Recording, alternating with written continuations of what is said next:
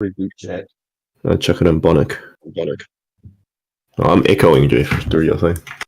Apparently we're live now. Hello everyone and welcome to a Dice Star commentary for the what is this? The ProQuest. The ProQuest. So we'll be seeing some belittles in action here in the Briar matchup versus Vi. Yeah. And some Winter's Wales further down the line, I hope. Oh, 100%. I think we have 19 players today turn out. Mm-hmm. And so what is that? Is that 4 rounds? Nah, 5 rounds and then cut to top 8.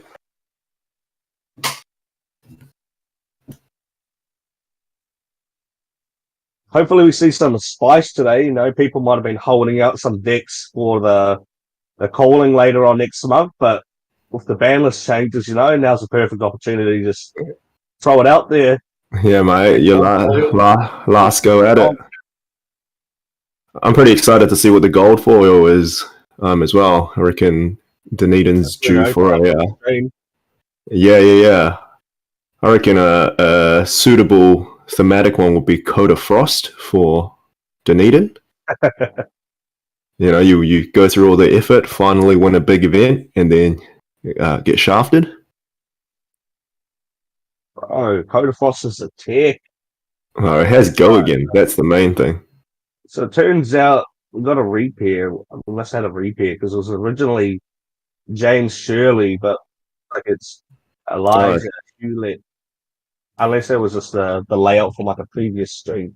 No, it must have been a repair. But it's good. We have a classic aggro match. This round might it says round time of 52 minutes. We might be done by the time it hits 47. I reckon. 47. Yeah, speed running. You know. Yeah, we Jordan knows all about going fast. Obviously, yeah, I'm a ninja enthusiast. I love seeing the fire on the table. Mm-hmm. It's a 50-50 matchup here, pretty much, because the fire can outrace the Briar unless the Briar sees the Channel Mount Heroic. Yeah, and more importantly in this matchup, I think Force of Nature. If you're able to combo one off with the Channel Mount Heroic turn, it's just a straight up runaway win for the Briar. It'll be interesting to see if Angus is on just your typical Briar or if he's brought a little bit of spice. You know, people are testing out the Royal Briar with cash-ins and obviously the gold token. Yeah, I mean, it's basically Pot of Greed. Yeah, it is Pot of Greed. Pot of Greed with half a lightning token. It's better than a Pot of Greed. Only thing in this matchup, I don't think the game goes long enough for you to try and wait to see the one cash in. So if it goes fast, you know, you can just go the whole game without having a headpiece. Whereas if you just run the crown, you can just try cycling for that mount quicker. 100%. Yeah, the 2 block is going to be pretty important because a lot of the time this matchup comes down to the 1 or 2 health. Yeah, and Briar is notorious for, you know, drawing their classic Runeblade brick hands where you've got 4 attacks or even worse, 4 non-attacks. So that Crown of Providence really is going to come in handy. But then again, drawing a cash in, you know, cycling 2 cards isn't too bad. Nah, definitely. We'll find out. Yeah, as a 5 player, Jordan, any particular spice you're looking for?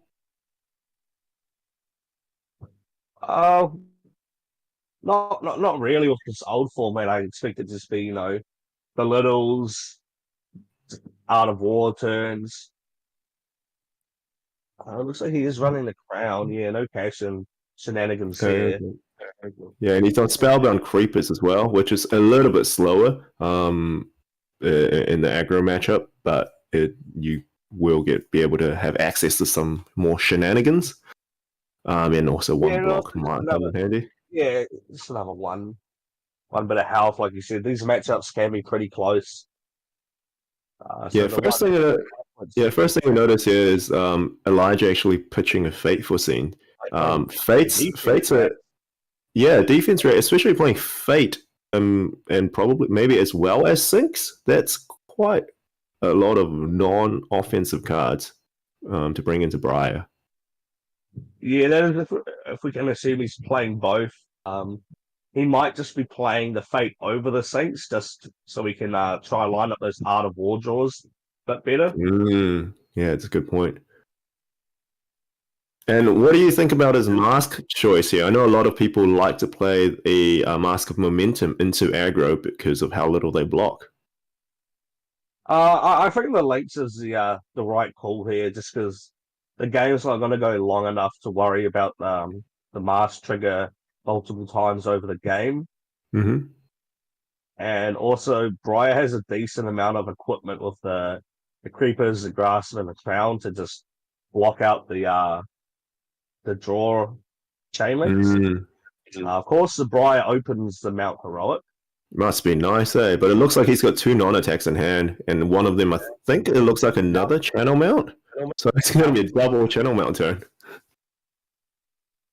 The 5-player needs to go in now and just try and get as much damage in as they can, because they know the Briar player is going to want to not block and hold the cards to their chest. Mm-hmm. So we have a 5-card hand here. Oh, he's got a spreading in the arsenal too. This could be huge. Cards really make out what he's got, but I imagine if he's got a blue, you just start with the spreading, right? Yeah, I think so. And just keep everything else. One of the best cards to play up for the arsenal, especially with the full card hand. We've got a 9th best Bravo in South Auckland joining us in the chat, Cal McGreeth. Yeah, that is Mr. Belittle himself. And I believe the phrase there's not self-appointed best Oldham, it's self-appointed most experienced. Another fateful scene for the spreading, which is not what you want to see right here. No. But we have the Rising Resentment. He might have a Mounting Anger in hand, and he... Yeah. Oh, must be nice. We got the combo there. He's playing up the Rising, knowing that the Briar player isn't going to want to block, and he's going to be able to play up the Mounting with no resource cost. Yeah, but the Spreading Flames here isn't getting much value, is it, at the moment? Nah, not currently, but... So okay. I think you go in this turn, yeah, because you popped the links here, right? Yeah, I think you have to. You just Lava Burst here, snapping links. Yeah, because the Lava Burst is what, 7? No, yeah, it's coming in 7 at the moment. Yeah, next one I think interesting. I would have 100% done it then, but it isn't the worst thing to save your equipment there. All right, let's see what Angus comes back with. Double mounted. Tim! What's up, Timmy? How you doing, bud? Just a conk. So this looks like a creeper turn, maybe? Again. Yeah, he's giving the conk go again with Captain's Hull. Elijah doesn't have an arsenal, so this is just basically just raw damage here. And at this spot, unless your hand's real bad, yeah, he's taken to the face. And then the Swarming Gloomveil comes in for what? 7 go again? 7, yeah. Yeah, because... Oh, he might have... Did he?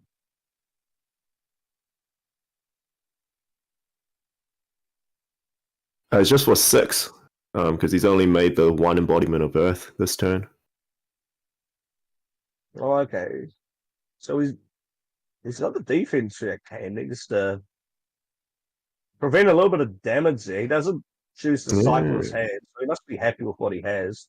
So he took 20 to deal 11, leaving him with 3 cards. And the mountain's now gone. The mountain's gone, yeah. Not sure if that was if you're a 5 player, you're real happy to be in the spot right now. Oh, this sounds maybe he's got a tech blue.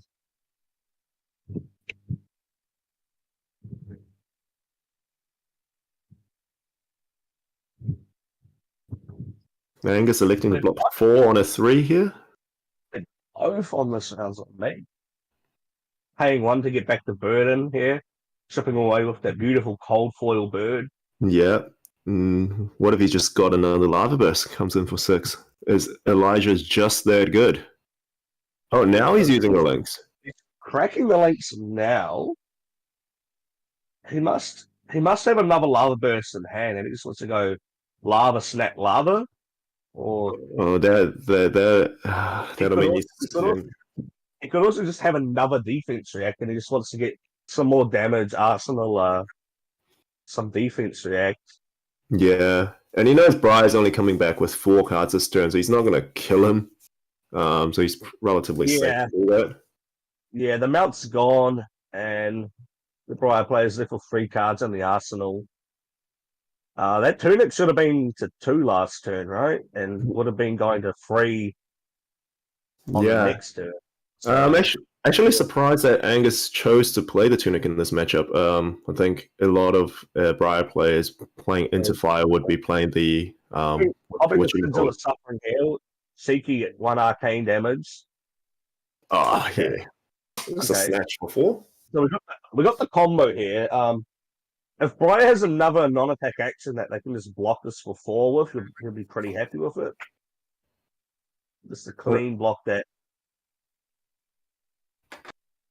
snatch and stop Elijah from getting the Arsenal card. I think this is just a crown and a grasp, right? Yeah, you can also just block with the grasp, block with the crown, chuck that Arsenal card back. Oh, he's defending with a card. That looks like is that another captain's call? Oh, he's blocking Sonata. Doesn't Sonata block for blocks for 3? Yeah, it blocks for 3. He's choosing to keep the creepers around.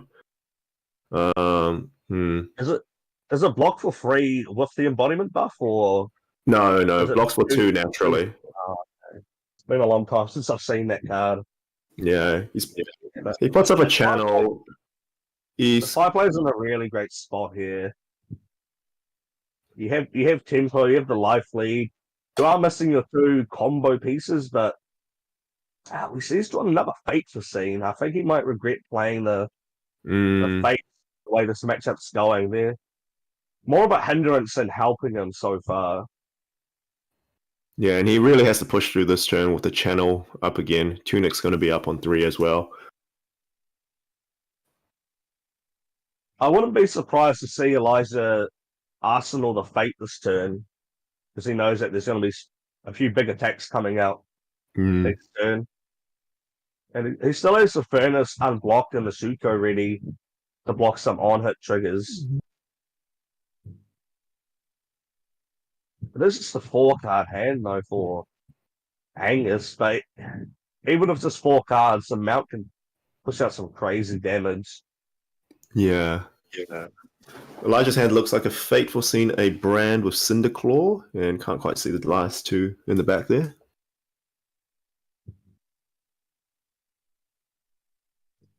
Oh, he's looking to overpitch. Engulfing Flame Wave, perhaps? Trying to force some cards out of the hand, or... pitching for 5. Oof. So he's naturally... but he has some Brand. What's going on here? Okay, it's just a blue Brand. So this bird will be coming in for a whopping 0 attack. Oh, there's the sink below. Double defense reacts. So I think the last gun hand is the Fate. How does he have 1 resource floating there? It should be on 0 because he can't actually activate Furnace because he overpitched. Yeah, he hasn't. Oh. So what's he got? He got a red and is it a red and a blue? So it'd have 1. Yeah, it'd be at 0 resources. 0. If he had pitched both Fate and Sync and Brand in the first instance, he would have been able to. Briar player's happy to just take some. He does this snacks. I think you're just happy to take this, right? He's got no snaps. The Briar player kind of just has to take it. They're Yeah, getting a bit far behind here. If they opt to block it out, I guess they don't have like a really great hand.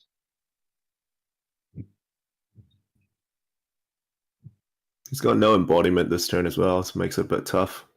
Oh, now choosing to use the crown. All right, so 3 cards and a mount. Oh, good luck. Not a lottery. He's got a Vigor Rush or a Blue Autumn's Touch here. Looks like his hand is a Scarf or a Scar. Shout out to second best channel on YouTube, Scarf or a Scar. A Scalper Scar and an E strike. So what are his lines here? It's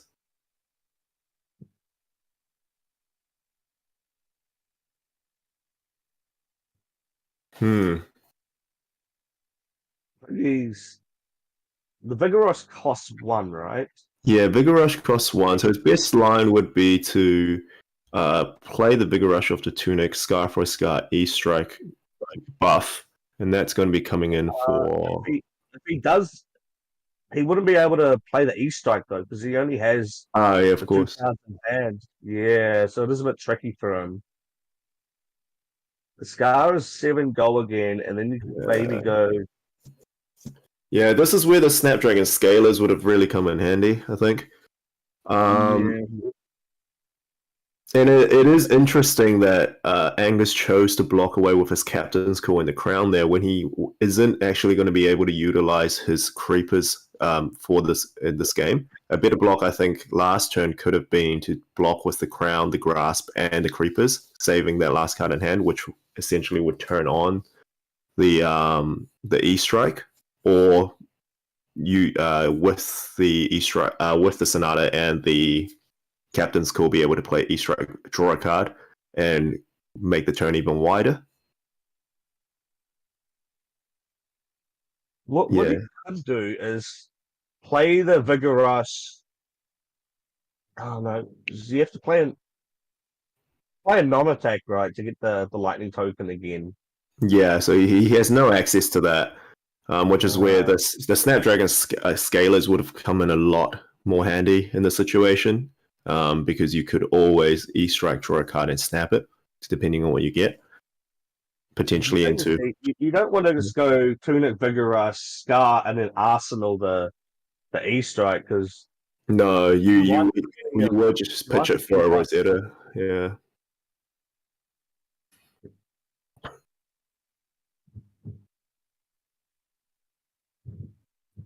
And I think Elijah this turn is going to be happy to just tank everything.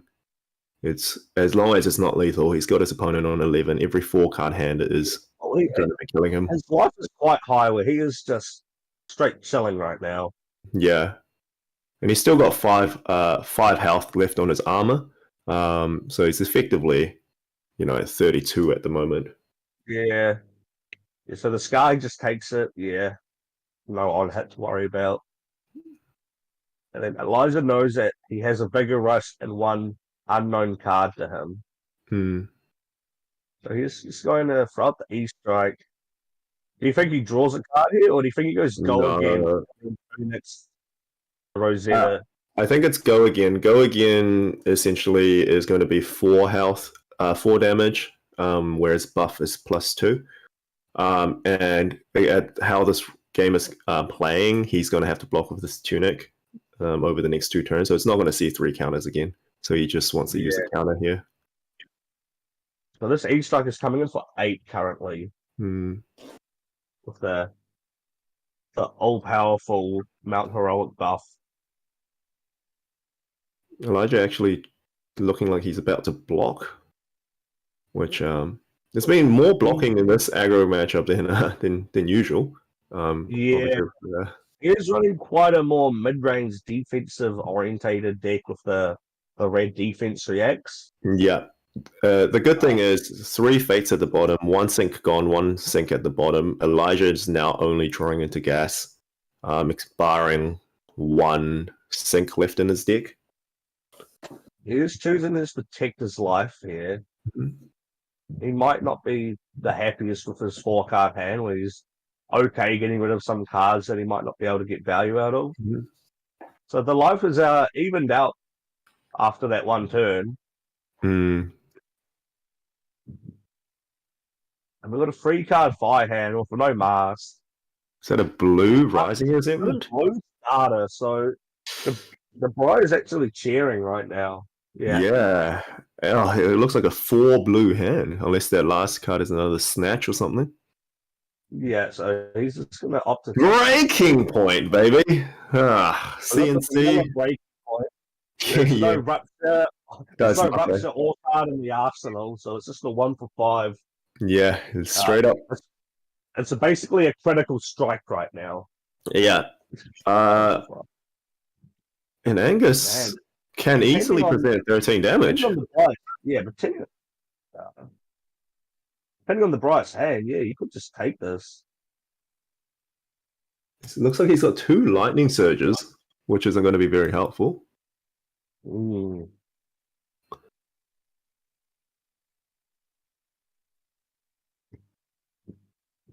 This is 5 damage. 5 damage. And question for you, Jordan. This obviously has no go again, but at this point, would you activate Fi after this hits the Arsenal the bird, or would you leave it in the graveyard? Oh, it depends on what kind of build he's playing. If he's playing like the E strikes and stuff, I kind of like leaving the bird there. Mm. If he has like multiple birds and he's playing like Flame Call Awakening, it's not a bad thing to get a bird back. But, I mean, you might as well, right? Yeah, yeah. Well, I feel like in Uprising Draft, I always go for the bird and put it in the graveyard, then live to regret it the next turn. You know, like I just needed this stuff. I just needed this bird in the grave for an extra damage. Yeah, yeah. I mean, right now that there's really no reason to not get it back because you got the 3 chain links and nothing else to Arsenal. Yeah, and by how Elijah played last turn, pitching 4 to get a bird back, and looking at the cards he's pitched and played so far, it does look like he is a little bit lower on starters. He's got a lot of the blue 3 blocks in there, so yeah, getting the bird back could be good. There's definitely no reason not to on the spot. So he's going to be Arsenaling mystery card here. Could be anything. And Let's see how the Brian responds. Oh, so starting off with another 4 for 0 go again. A fan favorite card there. Yeah, fan favorite. It's up to Scar for a Scar. So just 4 into 4 into Arsenal. Another 4. You got to just take it, right? Oh, he's using the Tiger Stripe Shuko here. That is... I'm not sure I quite like blocking with that when you're still on 8 health. You could... It's on the Art of War turn. Yeah. Yeah, there was really no reason to block there because it wasn't threatening any. Oh, and he had this threatening too. Oh, must be nice. This is some Jordan Nelson-Fussell level plays, mate. That's classic, bro. You play Art of War, you draw the spreading. Oh, and here comes the Kieran Carnegie tech, blue burgeoning. Ooh, that's spicy. So this bird will be coming in for what? 3? Coming in for 3. Takes 1, and he's just pretty much dead here, isn't it? He's happy he got that bird back now. Oh, and with the Blaze Headlong. Blaze Hedgehog. Let's go. That's a powerful card. It ain't full art though, so he doesn't get the clout points. Oh, shout out to Chris Bewley. USCB in the chat. Oh, now he's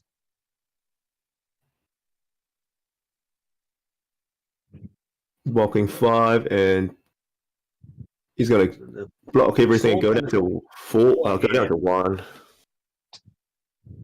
Spreading the power, spreading flames there, and now 5 full control, right? Yeah, just take this, bro. It's just.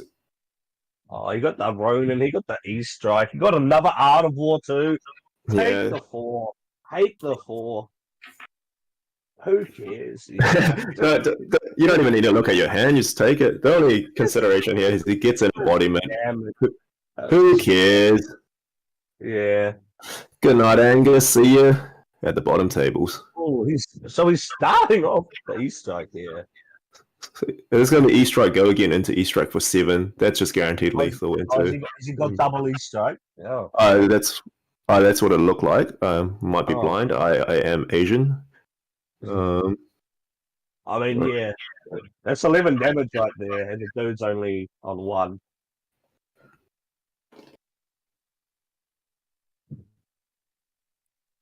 There's a block for 5. Jordan being used to block.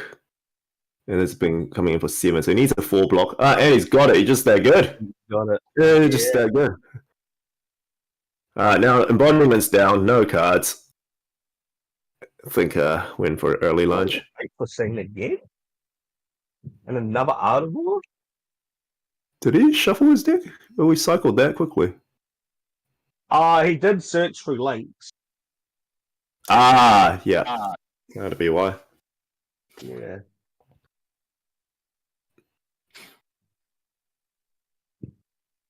Oh, now this is one of those turns. What if he's got 3 D-reacts in hand?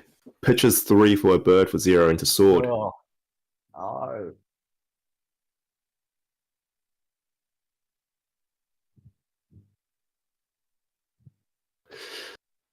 The fact that he's looking at his grave isn't a good sign.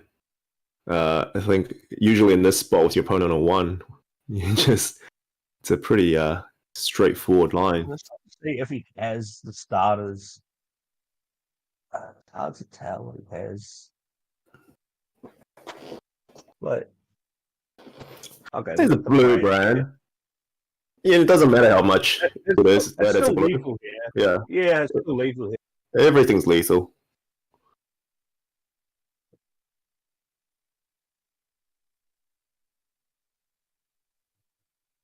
So pitching the Art of Water coming with the sword. It's very interesting that he has the blue, and he doesn't choose to pitch it for the Art of War. Is it his only attack action in hand? Oh, the Brian another day. I think. Do you rule? Yeah. Here's the thing: if he's got a blue, he can rune chant Rosetta. Nope, never mind. Because if Elijah doesn't block this, we remember that he's actually playing Sigils of Suffering, right? So yeah. So if Elijah doesn't block, he could be dead. There's a way. Of course he blocks. He just got faith with Queens, Yeah. I mean, it makes sense that there's a D-react since he casted the blue attack with the Arbor in hand. Yeah. I think Angus was thinking we might get a sneaky one in there, but now it's good night. Another Art of War? All right. So I just realized this thing's so horribly wrong for him. This should be the game here. Yeah, this is for 4. Yeah, that's 2 cards to block it out. Another sink below. See, these defense reacts are being more of a hindrance than a help. Yeah, Blaze Hedgehog for 5. Oh, he's got the no block with the home. Yeah, 5 damage. Go and Jordan, you were pretty much called on the dot. You said just under 30 minutes on the round timer is when it would be over. Yeah, I mean, this was never a matchup that's going into time. Yeah, definitely not. Well, some armories you've seen these matchups. Take a while. Oh, we got JTS. JTS. I wonder if we're going to be doing. Yeah, we'll be interviewing the winner. No. Just putting some headset on.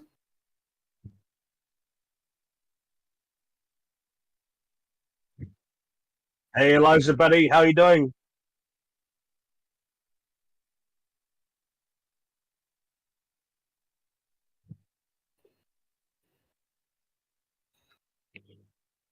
Hello, Elijah. Can you hear us?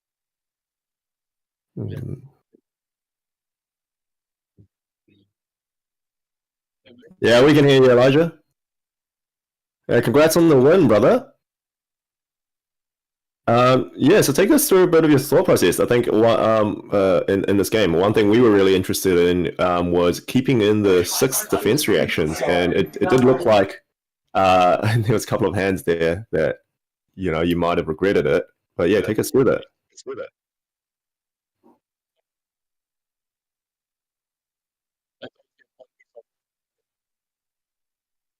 It's just a risk that you're willing to take.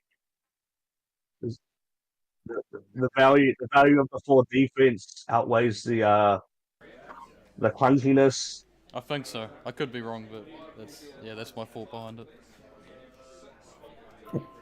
Were you running 60 cards into that? Or were you running a bit more? I was running 60 cards, yeah. Interesting, yeah. Any particular matchups that you're... The viewers can't hear Elijah according to the chat. Oh. You might need to get Greg to sort that out real quick. Yeah. We can hear Elijah on our side. He said he's fixed it now. There was just a delay. Okay. Chat, can you just give us a comment to confirm that you guys can hear Elijah, please? Can you guys hear me? Because I know when there's... Okay, yep. The chat can hear you now. Sweet. Oh, sweet. So I don't know. Do we need to re-ask that question again for the viewers, or was it just a delay, maybe? Because I know when you stream, there's like a 10-second delay. He said it's good to go now. Greg said it should be all good. Okay. Yeah. Do we wanna ask again about the defense reacts, or did the chat already hear that? Just give us your answer again, Elijah. We've got 22 minutes anyway. It's pretty much just really good value, the D reacts. Sometimes it gets clunky, but I think it's worth the risk. Yeah, I'm assuming that you want to keep them in against like the mount turns when they're threatening, on hit triggers with like the snap exactly. stuff. And you can just block up with a bit of the armor as well. Yeah. Preserve the life from the big mount turns. Yeah, that's exactly right. What was your initial reaction when you saw that? I believe it was like the turn 1 mount coming down. Were you a bit worried? Oh yeah, I was very worried. I thought, this is not gonna go well. It was interesting that you didn't pop the Snapdragon links on that. I believe it was like a spreading turn. The return turn after Angus had casted the Mount Heroic, when he was wanting to keep cards, to clap back with the Mount. Oh yeah. If you had snapped and got in the Lava Burst, I believe it would have been for like 7. I think I already had the Shuko used, so it would have just been 6. So I thought I'll wait until I get another spreading run out of war to get the +1 value. I didn't end up getting that, but I ended up just using it because I didn't want to miss my chance in using it. What's that? Yeah. Wants to know if the high defense reacts is because of the high representation of warrior in Dunedin. Sort of, yeah. A lot of warrior. There's a few 5s there as well. It's good at stopping mask and momentum if they use it. Yeah, it's just heaps of matchups. Quick question for Angus here. You opted to run the Spellblade Creepers. Do you not have the Snapdragon in the list? Or are you more of a fan of the Creepers? What's that? Can you guys hear Angus? No, we can't.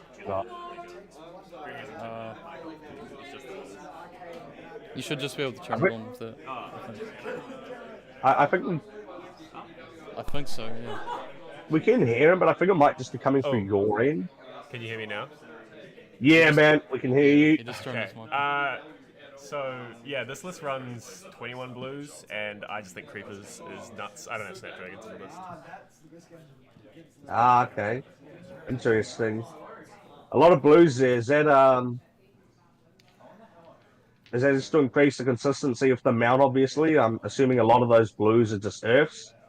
It's actually, so I've got quite a lot of non-attack 3 blocks in the list, which means that I can kind of block quite efficiently. I didn't do it very well in this game. I probably gambled a little bit on that channel mount and then suffered because of it.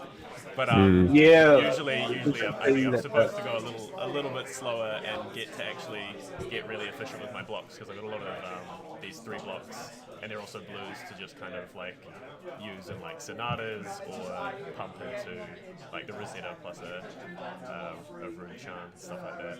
I don't know. I just really enjoy the Snapdragons, and it opens up some really interesting lines with Force of Nature on channel turns as well. So it's kind of just a bit of a sneaky, tricky thing that I have grown very fond of. Yep, you also get the benefit of having like just a bit of extra blocking there, Yeah, the especially block in the is also aggro really, matchups. yeah.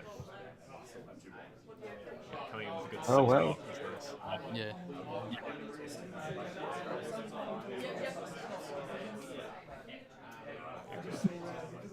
So we got a meta break. Well, a bit of a meta breakdown. There's only one Iceland at the event. You guys must both be happy to hear that as aggro players. Yes. Lord knows one of us will get paired into it still. How many elixirs is there? Just one? Lexi? Oh, yeah. I think there's elixir, yeah. Oh, bit of ice. Yeah, hopefully we get a proper meta breakdown for everyone so we can pop it up on the stream. Yeah. Dennis, is there anything else you wanted to ask the players? Oh, I just wanted to know for both of you, what matchups you're hoping to play today, and what you're hoping to avoid for your free run to the top 8. Probably other aggro, Dorinthia, stuff like that. Yeah, Dorinthia. Just want to avoid every ice hero. I think we all like a little bit of Dorinthia. We've been playing into it so much. It's probably one of the most practiced matchups, to be honest. Probably, yeah. I wouldn't mind versing a Rhino either.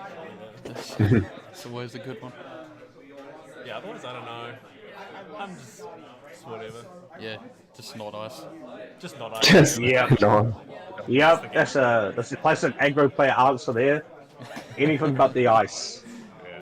Yeah. Yeah. You gotta pack the belittles, man, which neither of you had on the list. Yeah. No, that card can get banned. I don't mind. I got some on the sideboard. Do you have it on the sideboard? Yeah. Oh, no. Just for ice. Oh, yeah, fair enough. Elixir. How do you feel about going into ice next format without the belittle package to help get the blues? I mean, as a Briar player, I'm excited.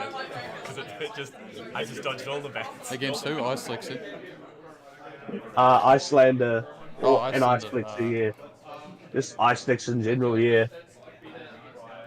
Icelander and Oldham aren't too bad. Lexi, yeah. Lexi scares you. I can never win that matchup. It's a nightmare field. Yeah, it's quite a tough matchup when they just rip your hand apart with the killing ice veins Yeah, every exactly. turn. They always seem to just draw one exactly after they just rip your hand with the chilling ice vein, right? Yeah, exactly. Draw another one. Yeah, they strip your hand while dealing 20 damage. Yeah, imagine if you'd done that 20 damage and I had no hand afterwards. Because Yeah, it that's would have been what way it worse. I have to be way more defensive than that. You just need them to not draw their arrows. Yeah. It's not Okay, really so a we do have game. a meta breakdown here. So Phi is the most popular hero of a showing of 5. There seems to be only one Oldham, one Lexi, and one Icelander. So there's not a lot of ice. That's pretty good. That's not much. No. That's pretty good. No one wanted to play that. Quite a diverse meta. There's one Bravo, one Kano, 3 Dromais, 3 Dorinthias, one Levia, one Rhina, and one of all the ice heroes. Sweet. How many Briars were there? Was there 2? The one Briar. One Yeah, and only. Just me! Just Yay. the one and only. I'm just trying to do everyone a favour and trying to get a ban, but no one wants to Get those living legend points. Yeah. Doing one for the team. I'm just trying, but people like Elijah Yeah. are stopping me. I don't know. We like having Rosetta-Thon in the game. Yeah, balanced weapon. Very balanced. But cheers for the interview after the game. Wishing you both the best of luck for the rest of the rounds, and hopefully we'll see you back for top 8. Hopefully, yeah. Thank you. I got a long road ahead of me. Just win, bro. Just win. Oh well, we'll have a quick break and come back for the start of the next round. Should be about 15 All minutes. right. Yeah, maybe. See you guys then. I think the CNC wasn't worth keeping, and I had another channel to follow up, so it's like maybe I just block out.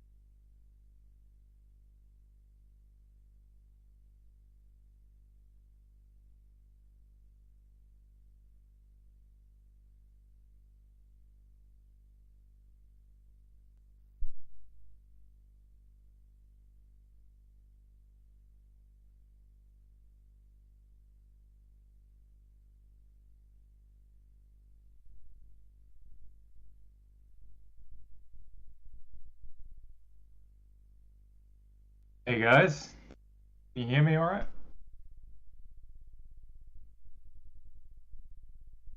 Hello?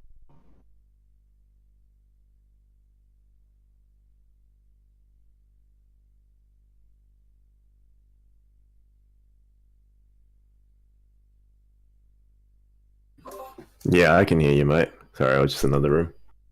Oh yeah, cool. Is my sound all right, or does it sound far away? No, you're all good. Okay, it sounds close enough? Yeah, it's all good. Okay, sweet. Mate, Oh. should be a bit of fun.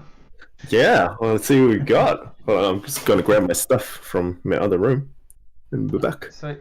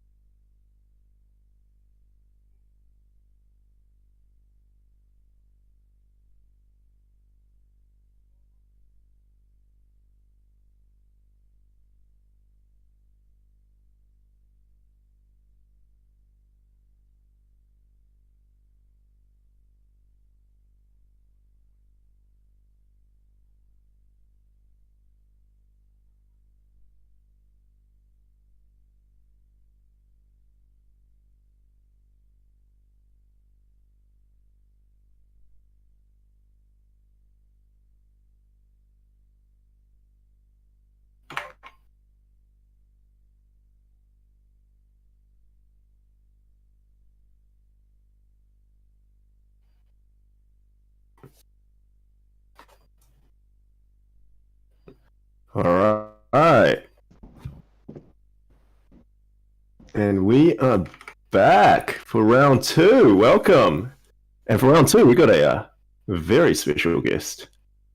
One and only, Matthew Rogers. What's up, mate? How's it going? We got some Livia versus Phi. I'm good. This will be interesting. This will be full on.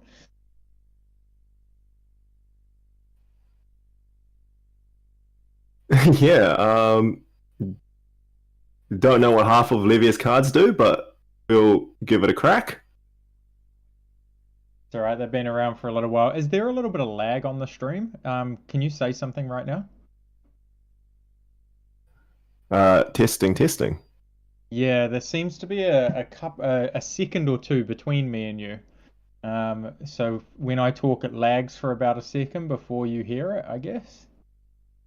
Okay. I might be my just internet. I might just rejoin just in case. 2 seconds. Yeah, me too.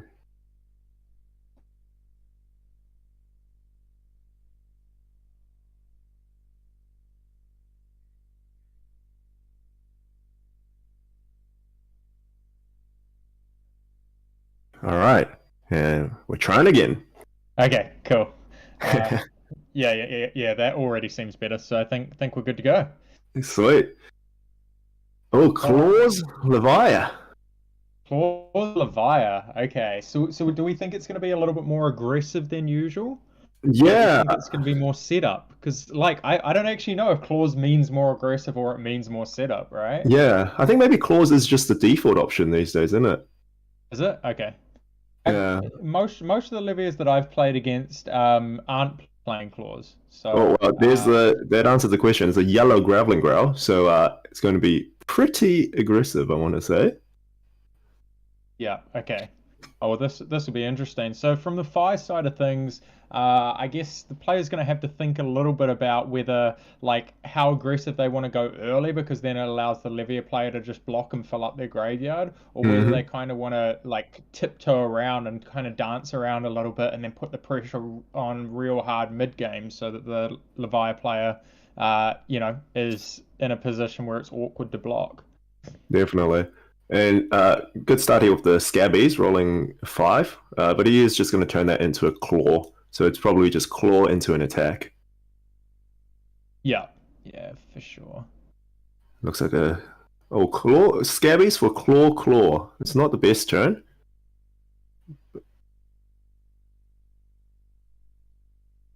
So looks like we had quite a few blues. Maybe is it 3 blues on the Livia side this turn? Yeah, and I guess because he's only got the 1 card in graveyard there, he couldn't play out even like the blue Dread Screamer there. Yeah, well, I think for Livia, they're not going to have like super insane turns early on, right? Like they want to be blocking a fair bit early and actually give themselves some gas by filling up the graveyard, ready to attack later. Yeah, it looks like they've got equally bad turns. He's a Lava Vein Loyalty and using the Snapdragons for it. Choosing to put Scabskins under this, it's interesting. I guess you get the block maximum value out of the block throughout the game. Oh, I'm just having a little bit of problems with my video. Hold on. I'm gonna have to rejoin again. Sorry about that, guys. I'll be right back. Oh, good. And interestingly enough, James keeping in the Command and Conquer in this matchup, not the most aggressive card. Maybe looking to take it more of a mid-range playstyle.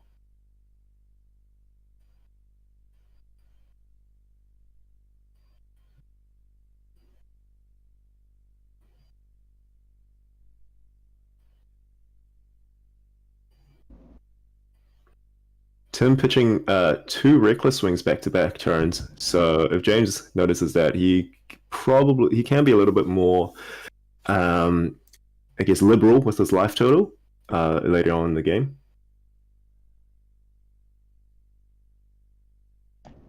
Oh, I'm back. Sorry about all that. I think welcome back. I think we got it sorted now.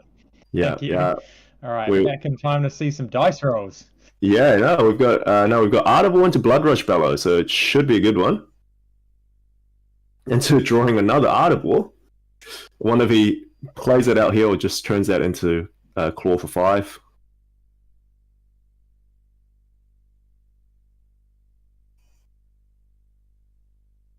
Oh, here we go, buddy.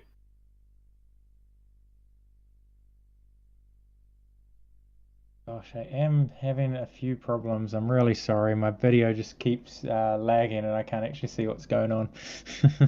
You're missing the first Mandible Claw. That's all you're missing. Okay, what I might do is I might turn the video off here and put the video up on my phone. Just bear with me a second.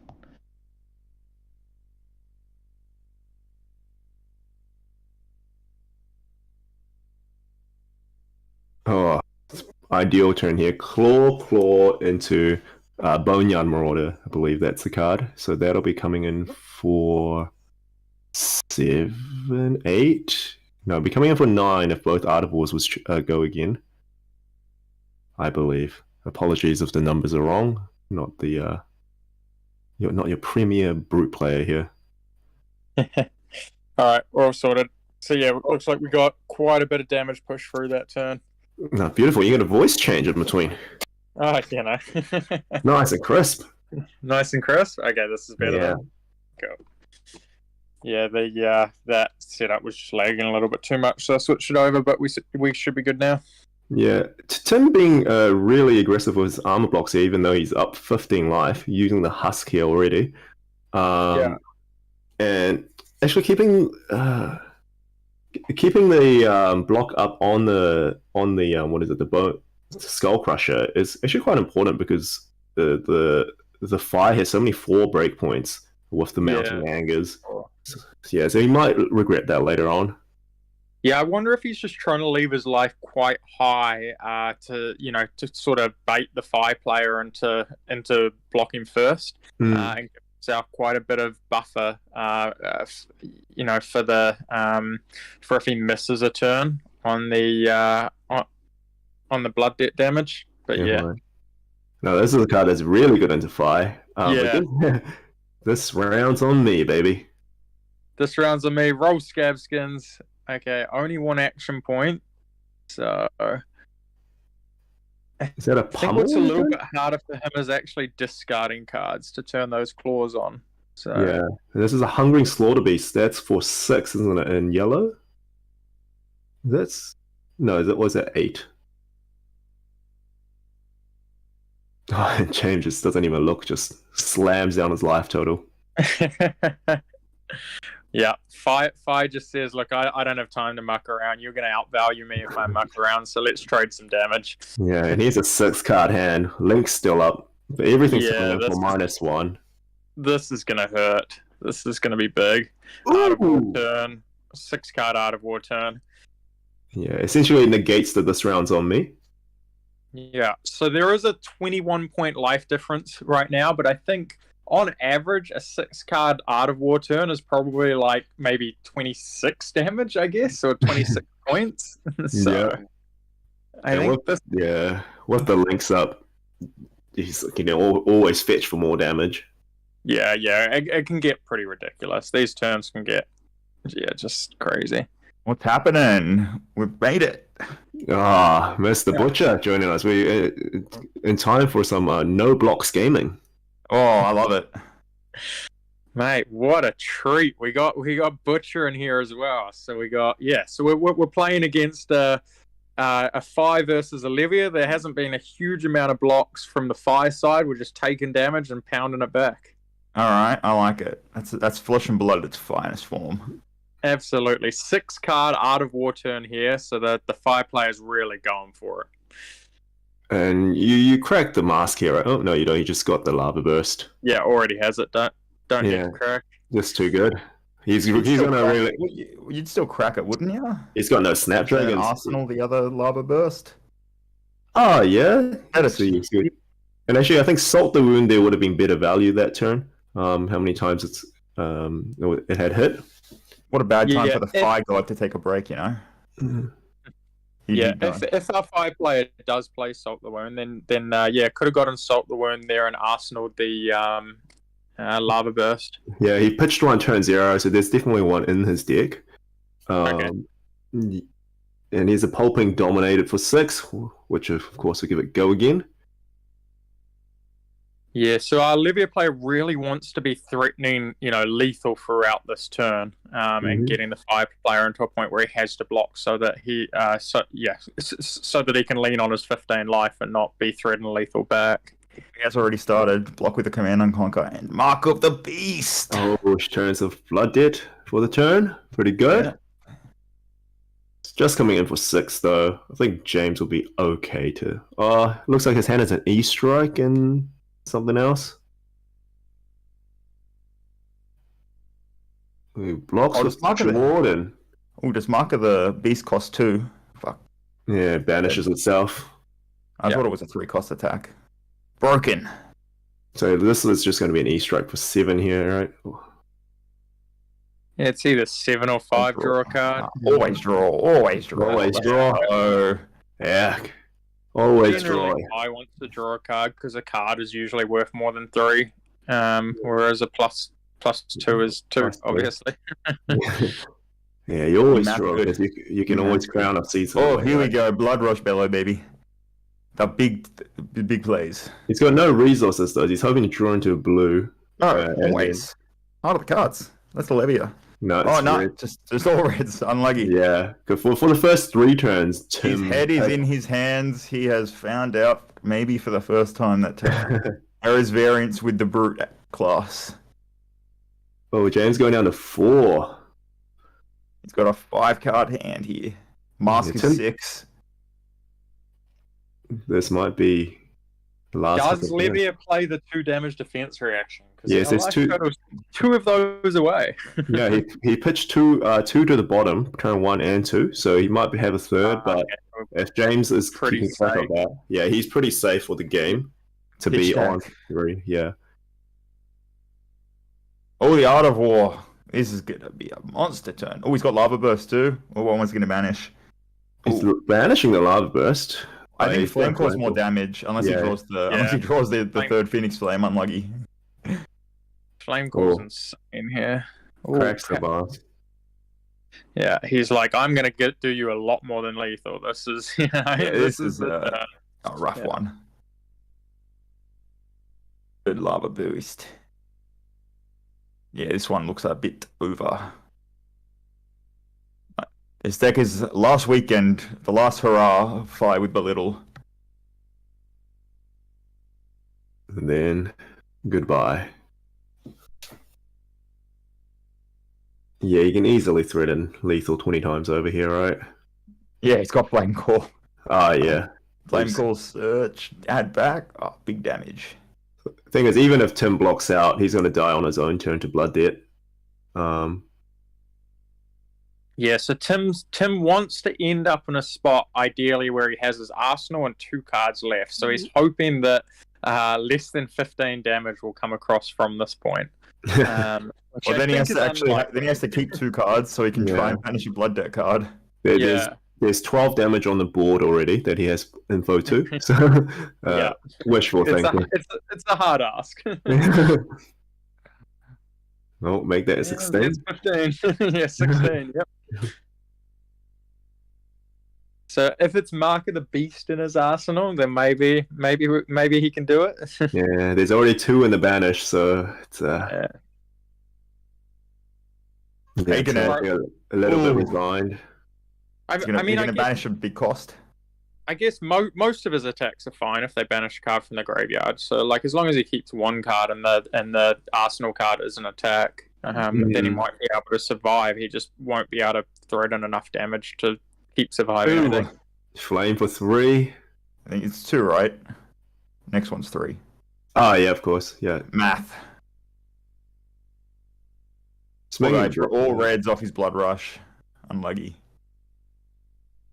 Oh, this runs a double. They're definitely not on him. 3. He's not getting a Marvel one back? Oh, brute. Oh, mate, what if he plays Inflame? He wants to save it for that. True. Oh, there we go. Yeah, it is. Three. And he comes in for 6. Down to reckless. No. That doesn't block. Oh, no. Unlucky, Tim. Fi does 5 things. Yeah, oh, it was pummel. a pummel. It was a pummel. Pummel in the Arsenal. Yep. Okay. Yeah. Well, it's another quick round, I assume. It's Yeah. Lasted all about 10 minutes. Yeah. No Oldham to slow things down by the looks of it. This progress seems to be very much aggro decks. Oldham slowing things down. Do I need to read you a copy pasta? From the most experienced Oldham player in the world. I think I read that one. I don't know what you're talking about. Where's group participant? Should be in the call. Oh, the headsets are coming. Yeah, we're going to chat with James, our winner. So my one's on.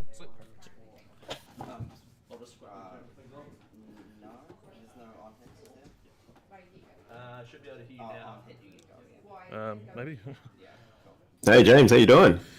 Good. A little bit stressed. That Levy was scary. No, what's scary? You were well within double reckless swing range. That's true. I didn't even think about that. No, we were tracking them for you. There were 2 at the bottom. But what was your approach to this game? Just smack him as much as possible? Try and race, yeah, but there was that one turn where I had to block out. I had a hand of 3 blocks, and he was coming out with a big blood rush, big blood rush turn. So I was like, this is the one time I'm probably going to block out. But yeah, it's pretty much just a race. Yeah. Were you worried at any point? I think especially that one turn where you didn't have a natural go again. It just Snapdragons on turn 2. Yes, yeah, that was a bit rough. I knew I couldn't really take tempo off for that turn. I was more worried about that last blood rush that he played, but when he drew into the 2 reeds, had to swing the claw. I sort of breathed a sigh of relief. Yeah. Yeah. And I think your build is a little bit different than the last fight that we saw on stream. So you've elected to keep with the belittles, and you haven't kept it. I think you're on 3 Phoenix Flames, are you? 3 Phoenix Flames. Yeah, I take it out for some matchups, but yeah, 3 Phoenix Flames, 3 red belittles, and 3 yellows in the sideboard. May as well make the most of it while I still can. Yeah. Any changes you're going to make to this deck after the ban? Or obviously other than belittle, like what are you thinking? I guess, yeah, I actually really didn't give much thought. I don't play a lot of Fire, I've only really picked them up recently, so I'll let the Fire experts decide that one, I guess. Oh, you're looking like a fire expert today, mate. Straight 5-0. No, it was a close match. Like, well, it was certainly not a slam dunk. Like he was coming in for a lot of damage, and Levy is scary because you always think, oh, well, there's no on hits, but the on hit is you die, so there is an on hit. Yeah, and interestingly enough, Olivia is supposedly a counter to fire just because of strictly math speaking, the damage output per turn. Yeah, If you don't reach a big combo turns, yeah. She's just got that downside of inconsistency, right? Like drawing into 2 reds off Blood Rush completely can cook you, or like you can discard your Blood Debt enabler so you die to Blood Debt. It's sort of real rough. Definitely. And your first few turns, Tim, you had what 4 blue hands essentially. Yeah, Well, and couple of turns, yeah. like only running 16 blues, but that's just to enable everything else. It's sort of like if you see them early, it's like, okay, I guess I need to finish this even quicker than how I would otherwise. Yeah. And definitely case of unfortunate draws there. Yeah. What particular matchups are you guys looking forward to, I guess, playing for today, and what are you hoping to avoid? I'm really happy if I see a Dromo. Obviously, being a brute player, and everything else, it's sort of just like race. I think I'm most worried about Bravo, just because of like the on hits and stuff like that.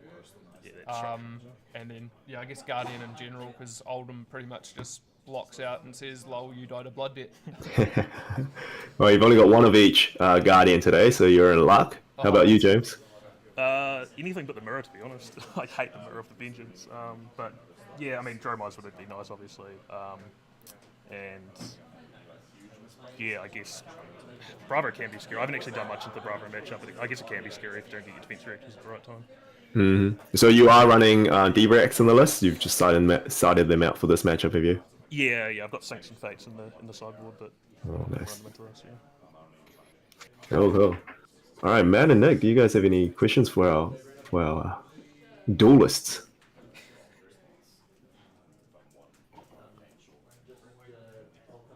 No. I think you've pretty much covered it. Going through and what's going on and what matchups we're wanting to expect. So yeah, good luck, guys, and thanks for putting on a show for us. Yeah, thanks. Cheers, God. No worries. Cheers.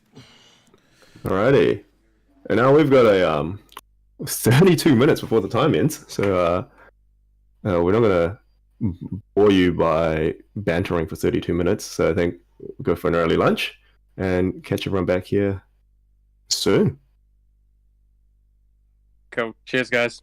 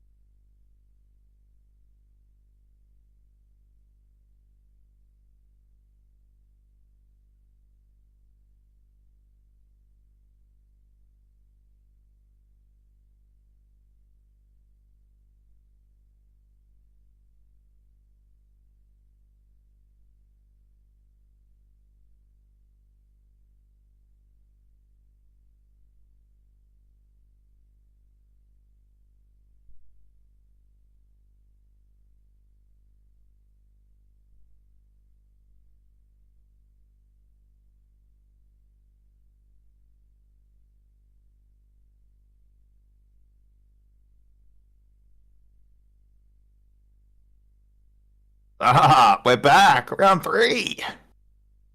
Hey everybody, welcome back to round 3 of the Dice Tower Games Pro Quest. We got a bit of a banger here. We got the 2 classic locals that you'll see on every stream, Kenny and Liam. We got Kano versus Dorinthia, some old school games. Yeah, well, looks like we might be down for another quick one. Kano might just go for a quick kill and then another 5-minute. See ya. Kind of game. Go to 1, get lucky, win. CC, mate. That's Blitz. That's Blitz Kano all day. But we'll see. Do you think we'll see the new sword, or do you think Kenny will just be playing good old Dawnblade? I think the new sword's a bit, hey, how you doing? Bit shit, but maybe he plays it. Maybe Liam's a powerhouse of Dunedin flesh and blood, so maybe he knew he was playing Kano, so he might have put in the tech for the matchup. I would. I would. You respite that for wildfire, bro. See ya. Oh yeah. Friggin' sign this lit, baby. You can see he's got the National Championship Art of War play mat. That's a flex. I'm fairly certain. Yeah. One of the nicer mats in the game. Yeah, I haven't seen one yet. But as you can see this game, we have the old Sushi Night playmat, huh? Oh yeah. One of the top tier stores of New Zealand. Apparently. Says some say.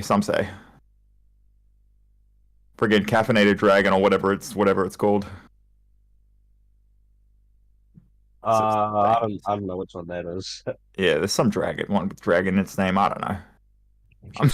I'm not from New Zealand. Bay Dragon.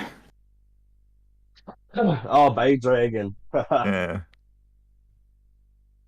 There used to be the Bay Dragon, the OG store used to be like a 5-minute walk from my house, and then they relocated to Botany, the dogs. But yeah, I can't believe they screwed you over. Those bastards. Oh, there you go, Dawnblade. Let's go. Yeah. I think the Jubel's mainly for like the Icelander matchup anyway, but I don't even think it's good at that matchup, hey. It's kind of just want to get counted. It's just going on a tier.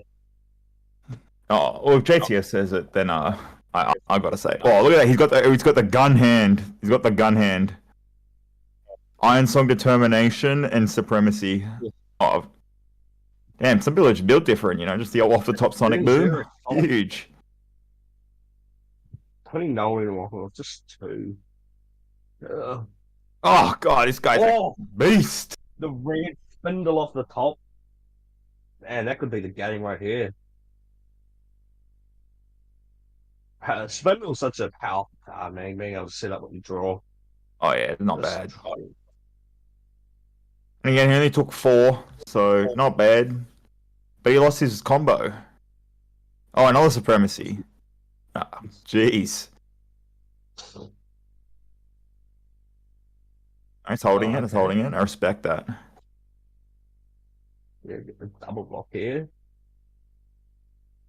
They're on fast as lightning. Yeah, they've got all the tome. Here we go. Hey, what we got? Oh! It's a beast! Oh, okay. It's not that good. Not that good. Not that good. Is that a Tome of Findle in the Dory hand? Oh my god, this is the tech. The spice. The books are special. Yeah, the good old days. I respect that. But we got Tome of Findle in there, and Time Snap Potion. Classic combination. Yeah.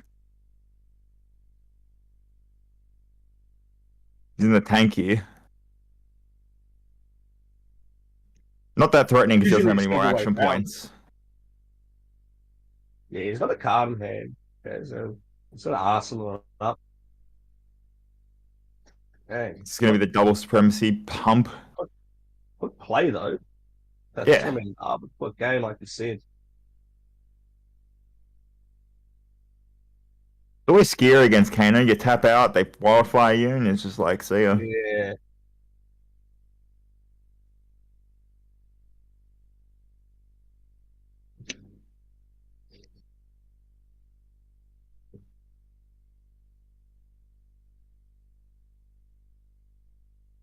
Holmes isn't going to do much here because he doesn't time step out. But he's going to must block here.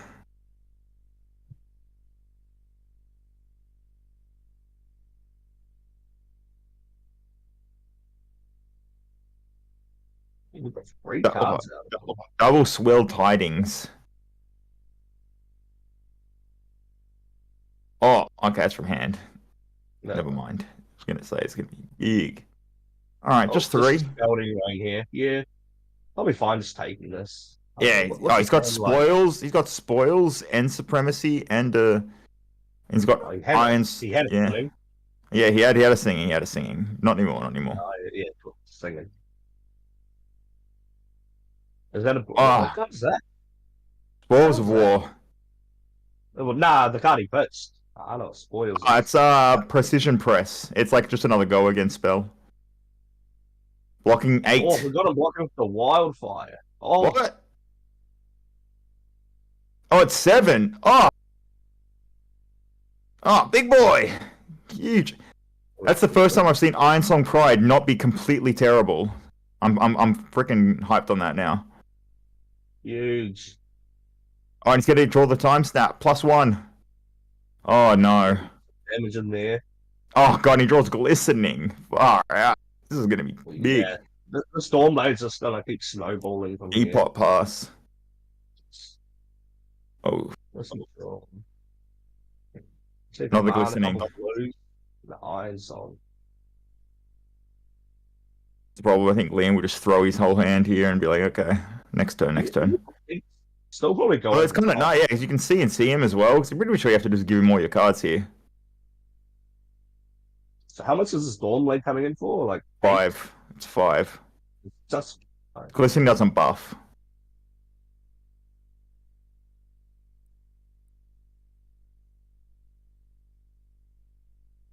Half choice. and what's he gonna have? An iron song, a CNC.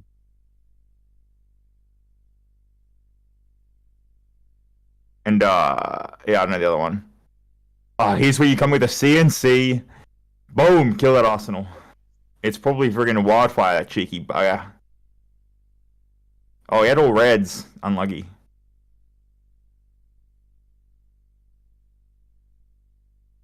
Oh, brutal. If that's a wildfire in arsenal, That's whoopee. huge, right? That's the second one. Yeah. Baited Probably said, him good. probably said to take it, right? And Arsenal the new card. Always. Oh, it is Oh, we got the Oh, wildfire! jeez. The Dory master over here. Kenny, Ah. great spot here. Oh, and a sigil of He's in the solace. sigil, and this guy's spice. Spice to the gills. Oh, that's brutal. Only one wildfire left.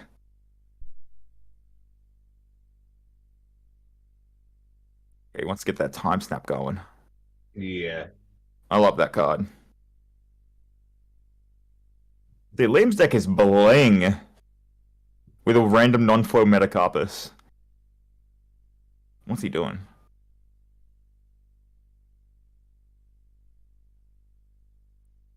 Spindle, it's a good way to come back.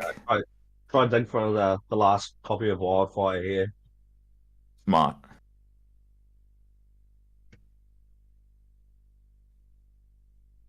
He's Always leaving him scary on when you top. put it to the top. Yeah, it's always scary, man.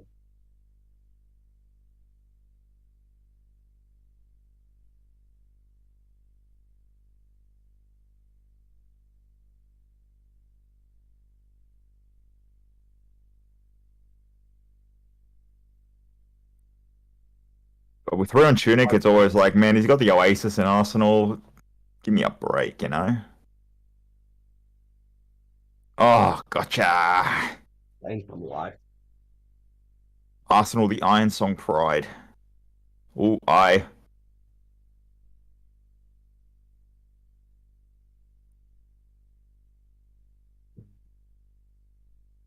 Well, what the hell is that?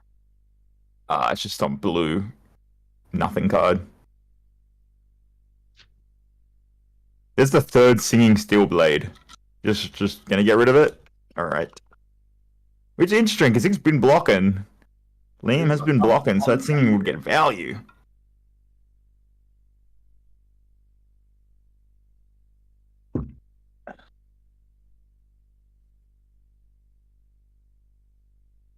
I think Dory is crazy coming to the next format, by the way. Perfect block here. Oh, he's gonna. Oh, gotcha! Bottom again with the Iron Song. Right. Maybe I was wrong about Iron Song Pride. Maybe it's broken. It probably has its spots here and there.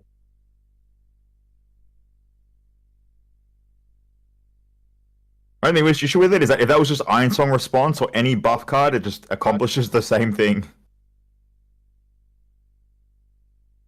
Ooh, there's a wildfire dig. No. He's got the third supremacy now. Oh my, this guy's drawing. He's on a heater. That's it. There you go. He's getting his. Wow, there you go. The third wildfire. Copy the wildfire here. Relax, relax. I mean, How many lessons has he gone through? He's gone through some lessons too, because you need lesson and wildfire to combo off. I think it's a second copy. I don't think it does it with blazing and wildfire. I think you need lesson, but I'm not sure. You're gonna play conservative, I reckon.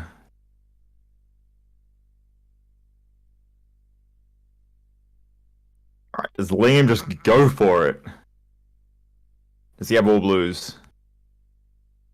Man, this is why Kano is such a sweat. Yeah, man. Especially And he actually, he's taking it. What a beast. Dwindle down those resources as much as he can. He's got Tome in his hand. Man, he's got two E-pots up, and you just gotta say, let's go.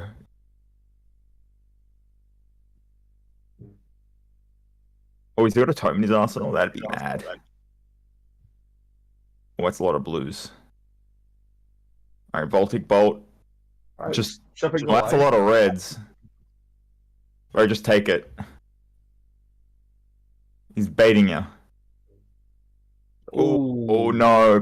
Gosh, this is. Could get punished here. That's the bait. That's the Kano bait. You do the vanilla damage, and then you just say, "Block me, brother. I'm gonna do more. I'm gonna do more than your puny hand can deal."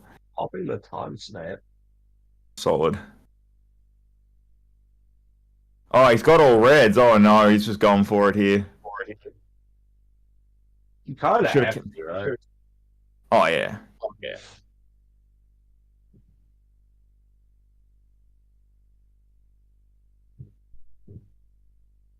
Alright, go to 2, get lucky. I love it. Not really lucky, he's got the wildfire, he's probably got some blues, he's got 2 E-pots out. And he sadly drew 2 reds. 4 reds, I suppose.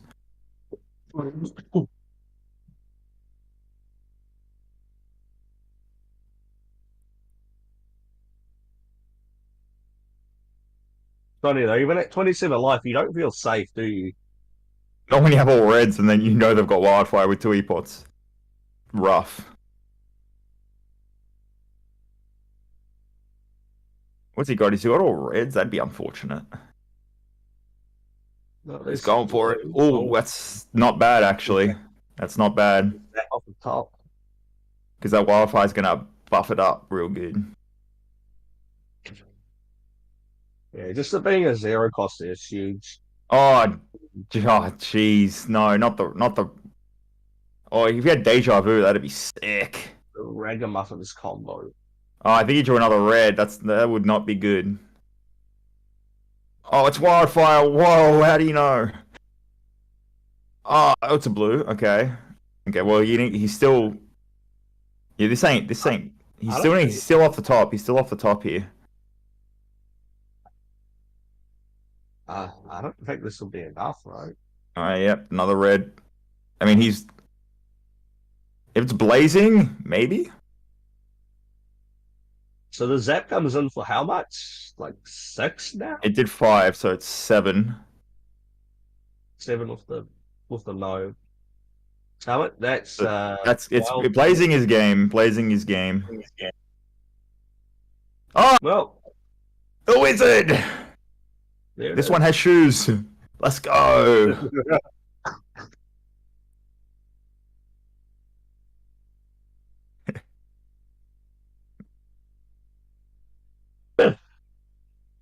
Well, there you have it, folks. That's unfortunate. He drew all Power of reds. Wildfire, That's man. unfortunate. Yeah. He drew all reds. It is what it is. Was that how much damage is that? 18. Yeah. Yeah, so a couple of blues. Needed would a just been blue. enough. One blue. Unfortunate. That was unlucky. I think. So if you kept the reds, Liam bait him good with the Baltic Bolt. That's the classic Kano bait. If you haven't fallen for it,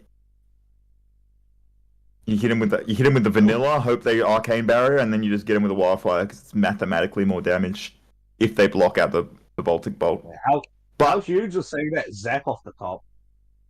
I mean, yeah, it's definitely. It could have been any one cost, I think, and it would have been the same.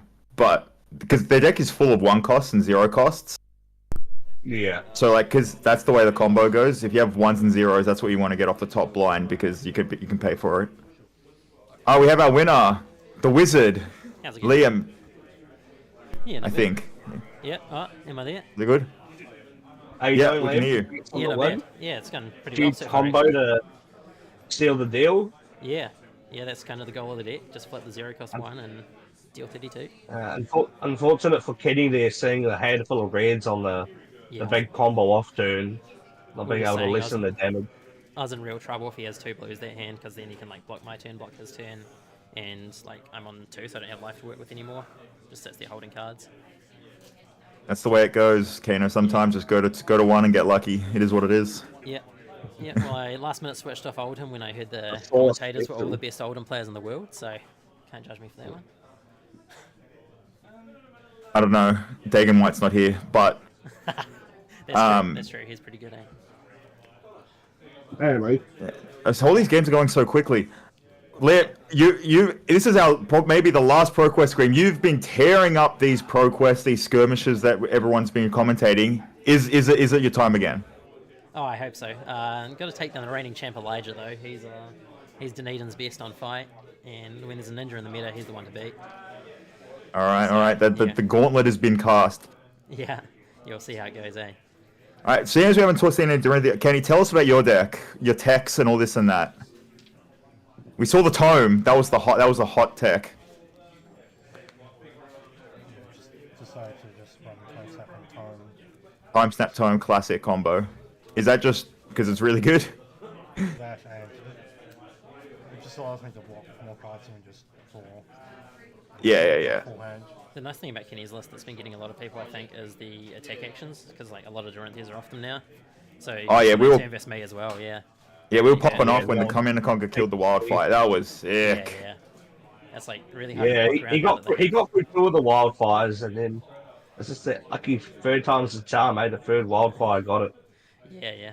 Just the Arcane Barrier 2 letting me search it off Leeson's great. Yeah. All right, I think. Are you having more questions, Jordan, or we can let these guys take a break? One for Kenny. Just curious how many blues you had post board. I have 15 in total. Oh, okay. Damn, unfortunately, just not seeing any when he needed them. But, Oh, well, thanks for the commentary, guys. I'm sure I'll enjoy watching it back. no worries, brother. Awesome. Good luck See you to later. both of you for the rest of the rounds. We're gonna see you guys in top 8 for sure. Yeah, Kenny can win out. Oh, you can drop one more round, actually. Yeah. Alright, see you later. See you lads. I'll probably have to win the next two though, right? What was it? I was probably have to win the next two. That was Oh, a hot well, game. Yeah. Why are they going Blazing so hot. quickly? Isn't it meant to be a Things slow are ice so meta? different. Well, there's only three ice heroes in the mix, one of each hero, True. and That's the true. Oldham, I believe, is on the heavy fatigue build. Shamal's favorite. Who? Yeah, well, I mean, if this is what's going to happen in the next format, I can see a lot more people. I can see a lot of people complaining because these are zooming quick. These are zooming through 5-minute games.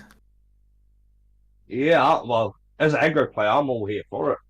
Oh, I can imagine. The Fire God himself gracing us. So what are your texts for next format with no belittle?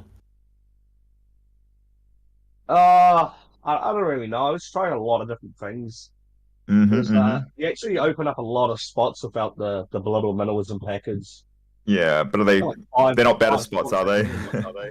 Nah, unfortunately not. But That card's so I still, broken. I still think Fire's in a okay spot. Like like Iceland and Ice Lexi got a bit of hits. True. Obviously, like hypothermia going. What about Briar? Are you scared of the Briar matchup, or is it just go Uh, face? I don't think it's really changed. Like Okay. I can still you can still race them unless they like get them out early and kind of just you know sell you. Oh, dude, Briar's actually just like Kano. It's like, oh, go to one, get lucky. Oh, draw heroic, win. Like, all right. Yeah, Interviewing. If I did an interview with every Briar player, win the round. Yep. Oh, so you drew heroic. Yep. yeah. Lost that one. Yep. Yeah, Oh, I didn't draw heroic. Nope. the deck's Classic. so underwhelming when they don't see him out. It's, Yeah, there's such varied games. There's the I drew 4 non-attack actions, and then there's the I drew Mount Heroic, Force of Nature, and I drew 15 cards because my opponent couldn't block Yeah. me out, and then they died in one turn. Nice. Fun gameplay though. yeah, I think a lot of people are saying like the Winter's Whale ban was huge for Bry, but I'm just not sold on the deck, Yeah, especially I think it's like good. The calling that like how many rounds is the calling going to be? Like 7 to 8 rounds. I think it's like 10 rounds, Oh, maybe man, more, maybe 11. A lot of people are Oh. coming, which for a is 50-person unfortunate. event. Yeah, a lot of people are coming down for the calling, which is crazy. Would make you think they'd want a better prize pool, but maybe they didn't expect as many people to be interested. There's like probably like 50 people, I'd say, from Oz at least coming. Damn. Yeah, dude, it's gonna be mad. All-Stars. So, but I'm hyped though. Oh yeah, Oh, same. yeah, dude. Freaking side event, Alan's Pizza. It's gonna be sick. Invites only. Mm-hmm. Alright, I'm gonna start testing hard after Yeah, next week. I'm on the grind. I kind of wish that like we had like an outsiders calling, but maybe that's just because I'm a Katsu fan. Yeah. Huge cards apparently. You can have some sick cards, dude. I mean, that's probably why they didn't ban pouncing links, because it's like, oh well, gotta support the next set. Money, it's like an army way. Don't ban the good cards if the next set gives you more money. Well, might have a little bit of a break here. Yeah, we got 30 minutes. Hopefully next round's more time. Far out. Yeah, they're going quick. Yeah. It's a good sign of the next format, because who actually really wants to play, Just throw your hand down. Yeah. All right. Well, we'll be back for round 4 with whoever wants to commentate with me. Maybe we'll all be on. See you then.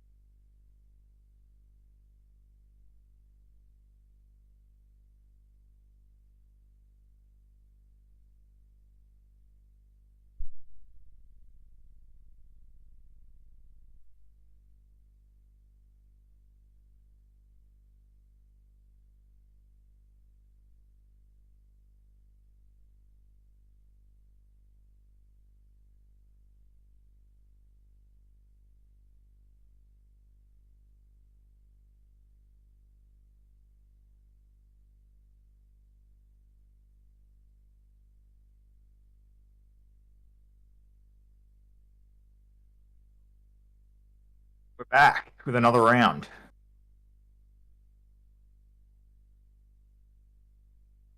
I think it's Phi. Oh, yeah, it is Phi.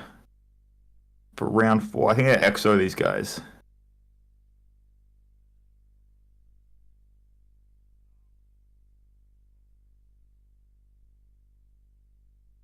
Alright. What's...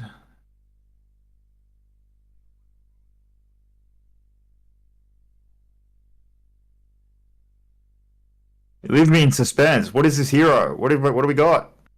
All right, here we go. Bravo. All right. The suspense Bravo is versus over. This is a good one. I was getting blue board for a while, not showing the hero. I was just. So if you talk to a lot of Phi players, this matchup's really 50-50. If you talk to Cal McCreef, this matchup's 90-10. What do you think, Nick? If you talk to Cal McCreef, every matchup's 90-10 for Bravo, and it's all been solved. But it's all been solved. But we're gonna see how it goes. I think Sync Belows will come in against Bravo. Really stymie their turns, because Bravo needs to take a lot of hits to deal a lot of damage. So if you can get a Sync Below on a Spinal or something, it's a huge. Because they want to dominate their attacks. Otherwise, they're just going to lose momentum. So, gun to your head, which deck's favored in the match? Well, only one hero in this game is getting a hit on the limited and forbidden list. This is true. So I'm gonna have to go with Phi as the winner of this one. Yeah, Belittle seems ridiculous in this matchup specifically as well, right?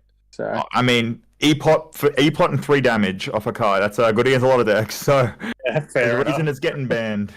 But I gotta say, if Bravo wins the dice roll, a lot of good going first cards like Pulverize, Showtime, all this and that. So yeah, true. Do you think our Phi player is going to play Tunic, or do you think you just want the extra blocking power to stop these cripplings? Yeah, I think you want the Furnace. Yeah, surely. Because especially against like a Spinal Dominate, 1 Sync plus Furnace. See you later. Ooh. It means they're not likely to. It means they're not likely to go for that line because they would lose too much. So even just like the presence of Furnace would be good. Yeah. Okay. And I mean, Belittle's fine off a blue anyway. I mean, to be honest, Belittle's fine off a red, whatever. Like, yeah, you definitely. don't need Tunic to make Belittle good. Yep, for sure. Combo that with an Art of War, and we got ourselves a fiery turn. Yeah, absolutely. All right. So Bravo player, I think generally he wants to play pretty aggressive, doesn't want to just be blocking all the time. Trying to use its on hits to really shut down and try to force the Phi player to block, because whenever the Phi player blocks, they're only getting 2 to 3 points out of a card. Yeah. And then Bravo definitely does not want to be bricking. So probably going to take out a lot of those inconsistent cards, try to get as many on hits in the game as possible, because you draw all blues once and the game gets out of hand pretty quickly against Phi. Yeah, you do not have the ice react mechanic. Do you think Bravo cuts a few blues in this matchup? Yeah, I'd say so, because none of the blues do anything unless you're going first Showtime. But yeah, I think you really don't want to be focusing on the hammer, right? Like the hammer just seems like it's the moment you hammer, the moment the game ends, and you lose. Yeah, for sure. It's not a very efficient weapon.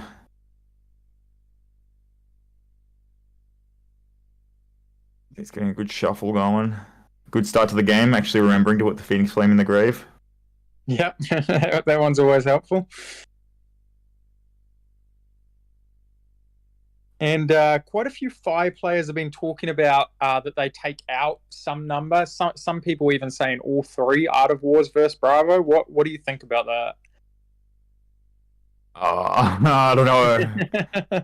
Seems a bit interesting. It's an interesting play, especially because you can do +1 defense and block from Arsenal. Yeah, so, a lot of people are pretty big on cutting them. Like I could see cutting 1 just so you're not like super flooded on that. But yes, some Phi players are talking about cutting all 3 in this matchup. Which we'll see who's going first. The Showtime start. Showtime start. So Showtime start going first is pretty nice. Is that 3 blues in his hand? Or is that 2 reds? There's a fate there. Okay. Oh, it's the 5-player going first? Okay. Okay, there you go. Okay. Not a way you want to start. The old first action, pay 3 to get back the Phoenix Flame for nothing. Didn't have a starter. Be that way.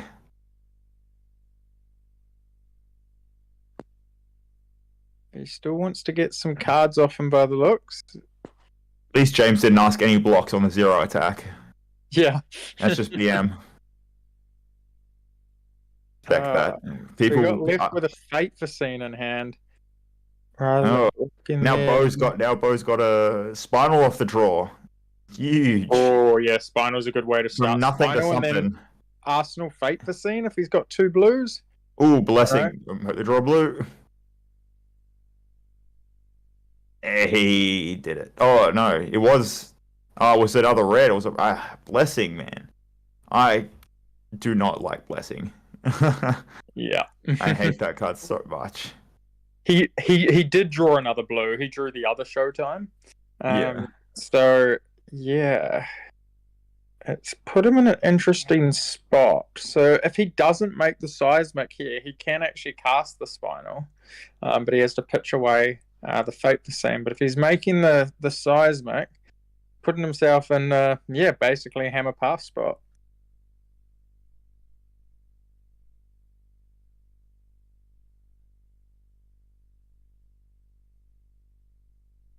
Yeah, it's a tricky one when Blessing just doesn't really work out for you. Yeah, it often doesn't. I don't know. Yeah, I know.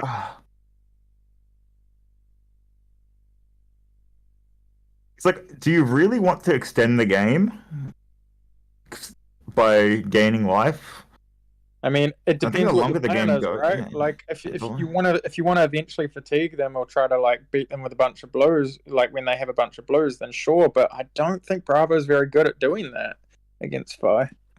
Okay, James takes 6, easy. Yeah, the good thing is he's going to be able to Spinal pummel off 2 blues next turn. Bro's a blocking straight away though.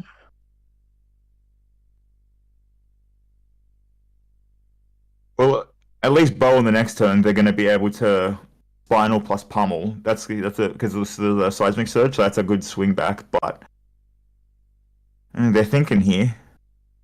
Yeah.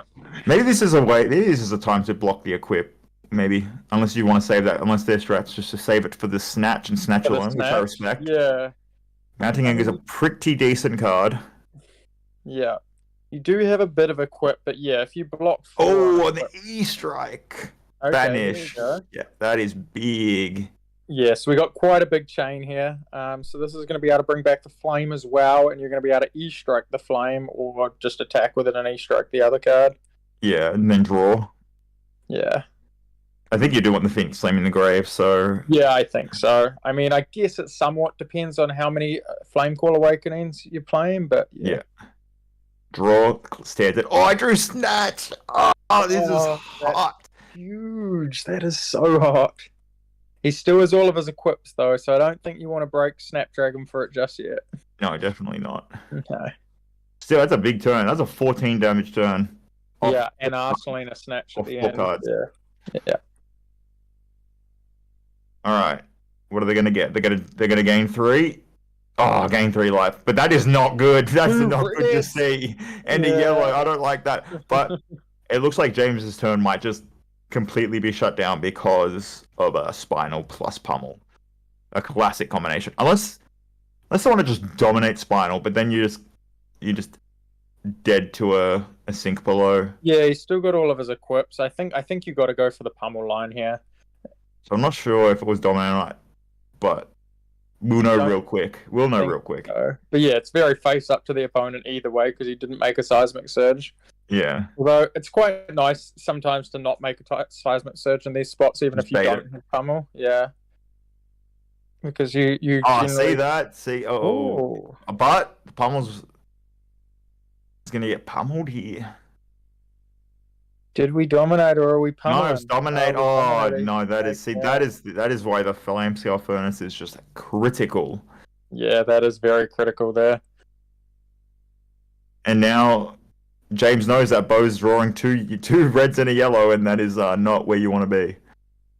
Yeah, gonna run the punish here. So 3-card hand with an arsenal. Yeah, and no seismic surge, Bo's side.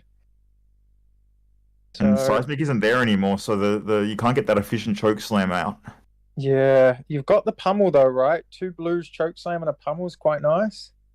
Just take That's some it. No, damage. is it? No, he has. Bo definitely has a. They have a, yellow, like just right? cleansing. Yeah. Gosh, this might just be a block and hammer turn. Which is what we were saying. That is not where you want to be as the Bravo player. No, not at all. Once you start doing that, it's hard to get back. And that's Oh, it was a blue snatch. It was a blue snatch. Okay, so it wasn't the end of the world, but still 3 damage. Just 3 damage with it on here. Draw. Yep. Yeah. So if we come in with this, it's threatening for to have an arsenal. Don't it? You kind of have to block with the Eclipse because you have to keep the extra card to cast this, whatever it's called. I can't remember. Choke slam. Yeah. Cycling through, draws. I think it was another blue. I think it was a blue Macho Grande. Well, blue's what we wanted, right? Did we cycle the yellow? Oh no, sorry, my mistake. It was a Blessing and Deliverance. Is that a red If this one? blessing draws a blue, we're in a decent spot, I reckon. We're back to parity, I'd say. Yeah. All right. But if it doesn't, it's I think I saw Showtime. I think that was Showtime. There you go. That's got a the choke eye. slam with the blessing. There you go.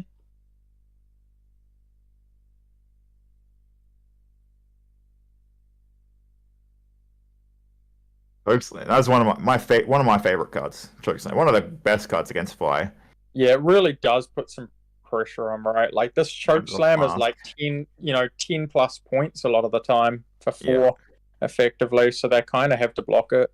So And like shutting down the mask. You're not gonna mask if Chokeslam deals 4 or more, that's for sure. Yeah.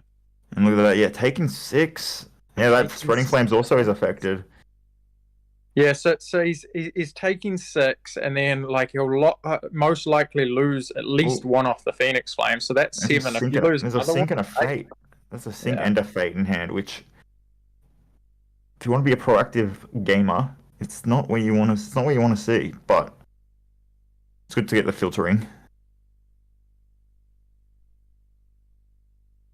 It's a headlong, beautiful. Just cover that up.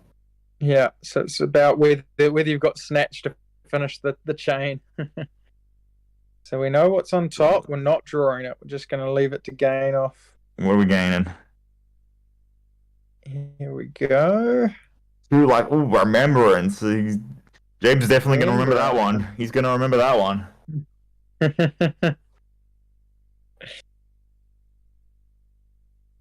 All right, so 24-25. Still a reasonably close game, but definitely advantage Fire at this point. Definitely. See the Mage Master boots here. It's definitely what the Oldham tech was back at Worlds when you pilot it to a 10th place finish in Oldham. But it's become basically a staple in all Guardian decks these days. I'm still seeing a lot of people play the old Iron Rock legs. I think Kale McCree still plays Iron Rock legs in Bravo, and a lot of those players do as well. And I'm still seeing a few Oldhams here and there with Iron Rock, the other Ironhide one. So it's close to people. It's close. Okay, it's not to me. It's not, but it's not about that. But what we do see is Belittle card getting banned in 2 days from now.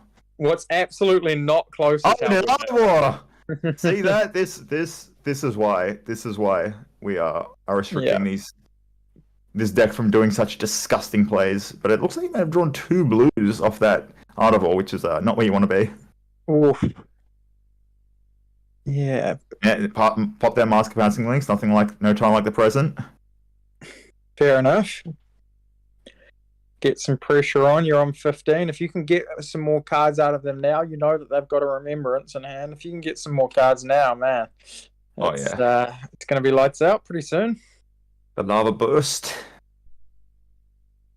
So on Bo's side, do we have something that we can cast off this Remembrance? Do we have an on-hit effect? That's what we really need to have in hand. It's Pummel, 2 blues, and Remembrance. That's the hand. And James knows the 2 blues and Remembrance. The Pummel was the card. So James is kind of chilling. Yeah. This is not good. You can't at 20 life. You're like likely to just be effectively put into the abyss from here if they're masking this turn. Yeah, it's a lot of damage. Oh, the last card was a Red Rising Resentment. Strong card. So this is 4, threatening to reduce.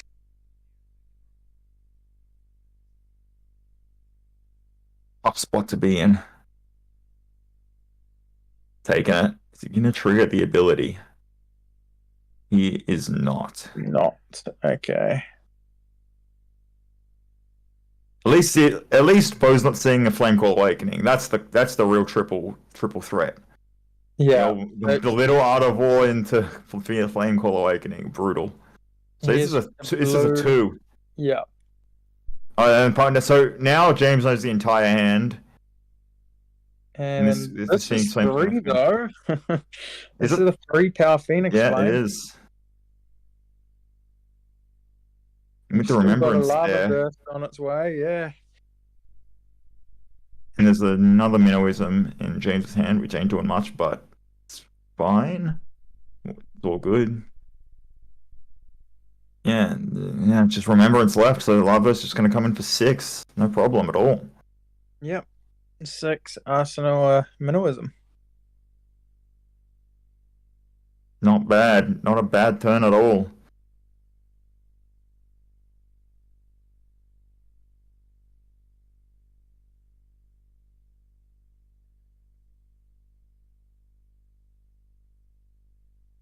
Alright, so Bo's play likely just to be Arsenal Pass here. Or create a Seismic Surge token, which might be a bit better, to be honest. Yeah. Given that Remembrance is isn't doing anything. Yeah. Casting it. Alright. Casting it. Alright, get some life gain back. So the plan is threats. Eek from here, maybe? Get some... Maybe with the Blessing can he pick, because you pick Spinal Crush if you were going for the old comeback play. The comeback play, The fatigue by damage play. Triple Spinal in a row. Oh, yeah. After they draw like 4 blues. Alright, Spinal double Blessing.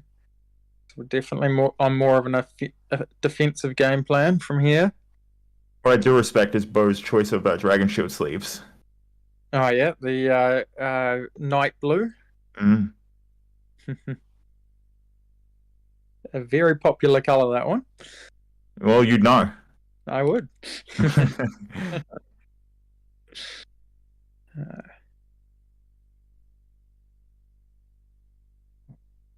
So still two blocks left on the equipment, 12 life. Very 14 easy. life. Yeah, very easy for Fi to present 14 damage off 5 cards, that.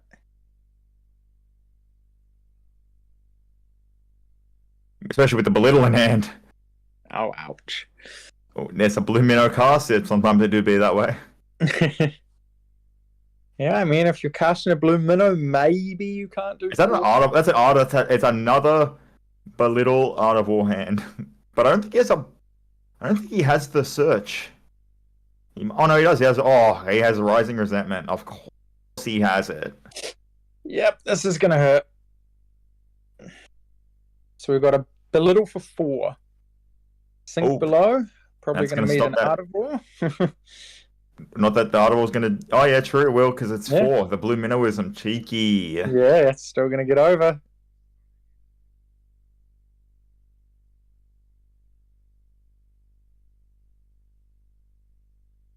Oh, maybe saving that all for next turn. I like that. I don't mind that. Yeah, I don't mind that. I'm in.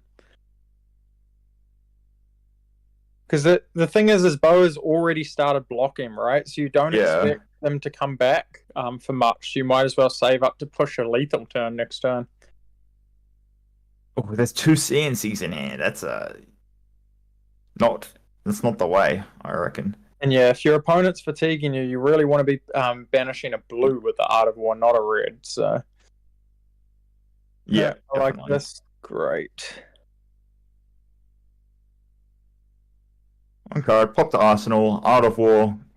How you doing? You know, there's a sync below. Not the best card when you want to do a big Art of War play, but Yeah, so that's what Bo's fine. needing here, right? Bo's needing the 5-player James to draw sync belows and blues, basically, to be able to try to claw back Spreading into Flames this thing. now with Art of War. That's a good combo.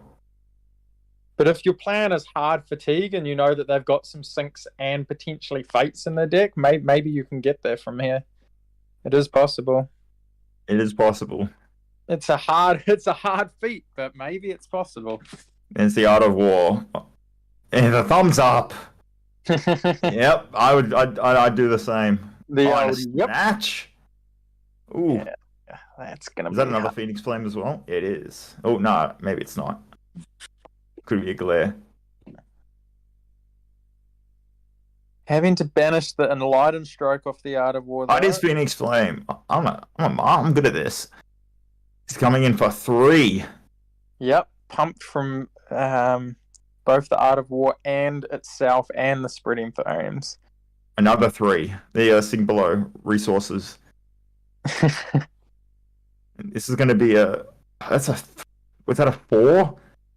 I think that's a 4. That is a 4. 4 power Phoenix Flame. It's like, you want to fatigue me? I'm going to attack you with cards that are barely. And a snatch for 5. Oh no. That is rough. Yeah, so this one doesn't get the pump off the Spreading Flame because it's not Draconic, but it's still pumped off Art of War. So 5 might command both equipment blocks. Yeah. Nah. Oh, and there's a red Lava Bane Loyalty going into the arsenal. Good card. Alright, yeah. You're not unhappy about that one. Definitely. Yeah. Bravo player down to 2. Oh, and a CNC. At this point, you probably just give the equipment and a card, right? Maybe, or On 2. maybe you give the Arsenal card, like whatever. Lava Bane's a decent one, but it is a decent one. Do you have something worse than Lava Bane? Ooh, box for 3. CNC. That is definitely worse. Oh, James is a CNC? Yeah. Okay, well that's an easy block, surely. Just equipment and CNC and say, laugh at it and say, well, you're on 2, you're in the abyss now.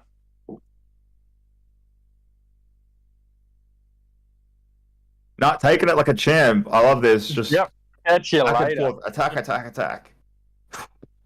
In the chain with a CNC, forcing 2 more cards, yeah. Spreading Flame. So is this going to be a flame weapon, Phoenix, and then a command?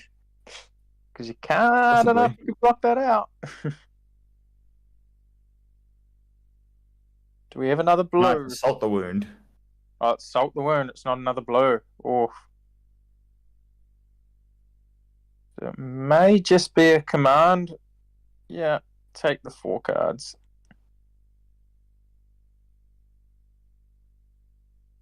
Cool. 4 cards. Let's try again next turn. Yep. Hasn't drawn a flame core yet, so he's got a lot of gas left in the tank. Unless he sided them out, which is also a possibility. Oh, Blaze Headlong. The cheeky starter. Who's Snapdragon.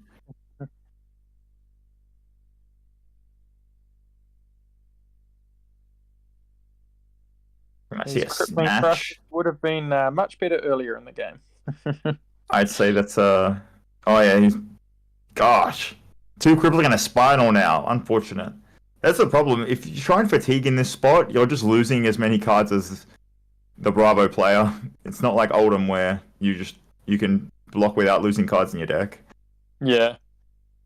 Okay. So and the problem is the Phoenix Flame comes in 2? 1. Oh, it's 2. Yeah, that is a blue Lava Yeah, Bane. it's 2 off the. Another block required. Yep. What is it? Oh, Arsenal pass. Going for another 5-carder.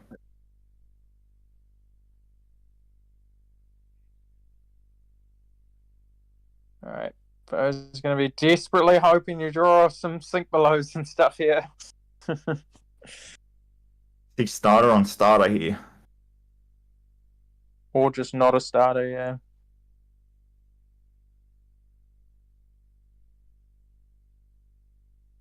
Classic play line for Yeah. deck. 0 cost, weapon, Phoenix Flame. Lots of damage.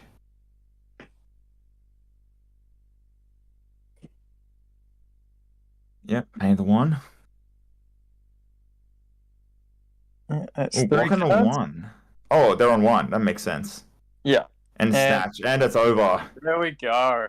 So unfortunate draws by Bo, but still cleanly played by James, using his 5-card hands to a maximum use. I think I'll let you have an interview with the. I think James has already spoken. I think he's already been on the feature match. I think he's already been tearing it up on the stream. Yeah. I think Dennis interviewed him before, so maybe we'll have a quick chat to Bo.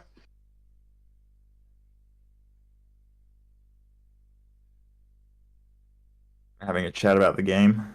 Yeah, sort of how things went. It's I think it went much as you sort of envisioned there. As if you have to start attacking with the hammer, it's kind of you just lose too much value.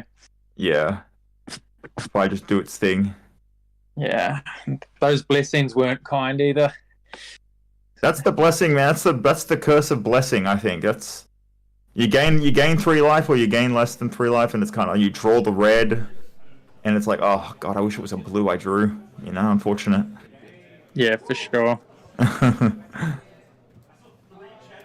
All right. guys?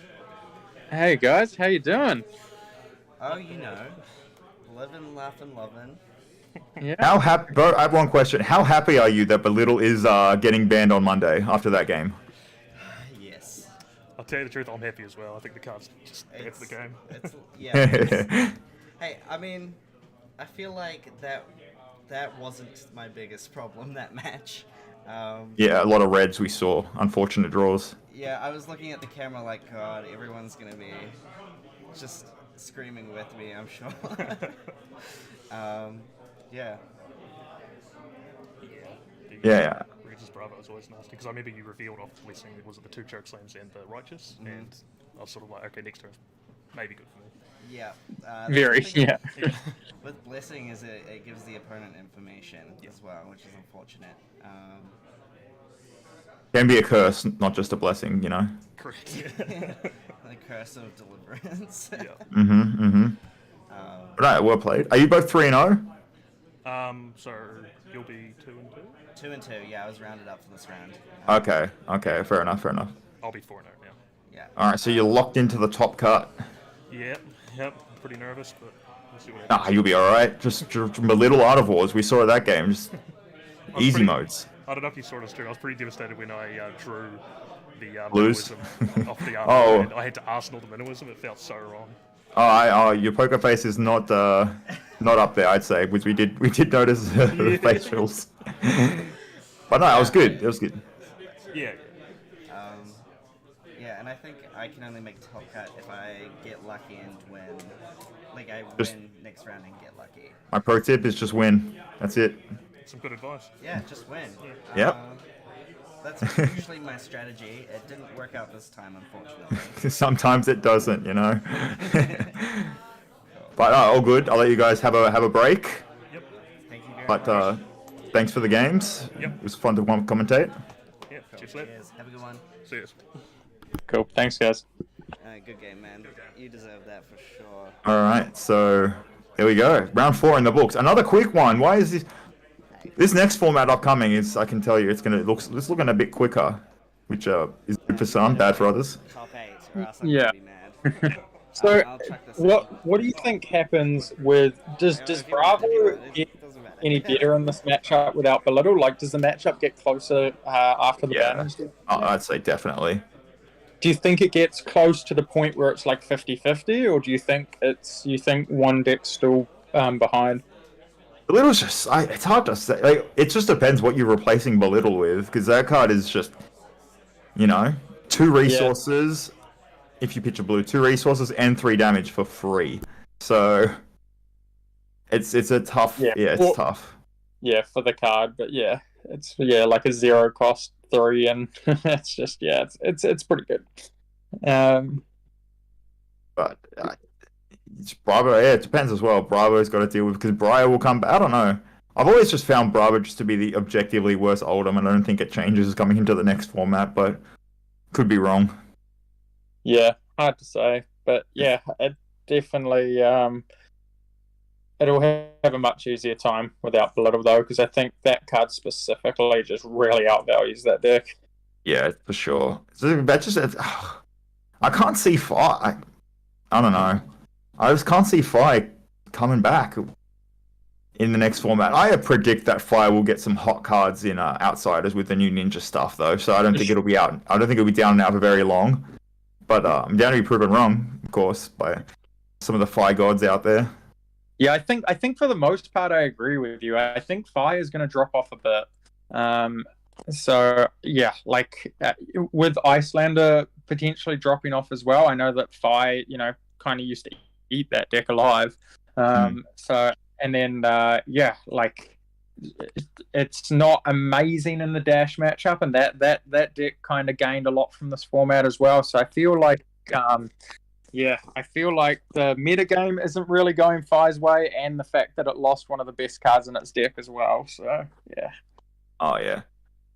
What are you predicting to be the top decks in the next format?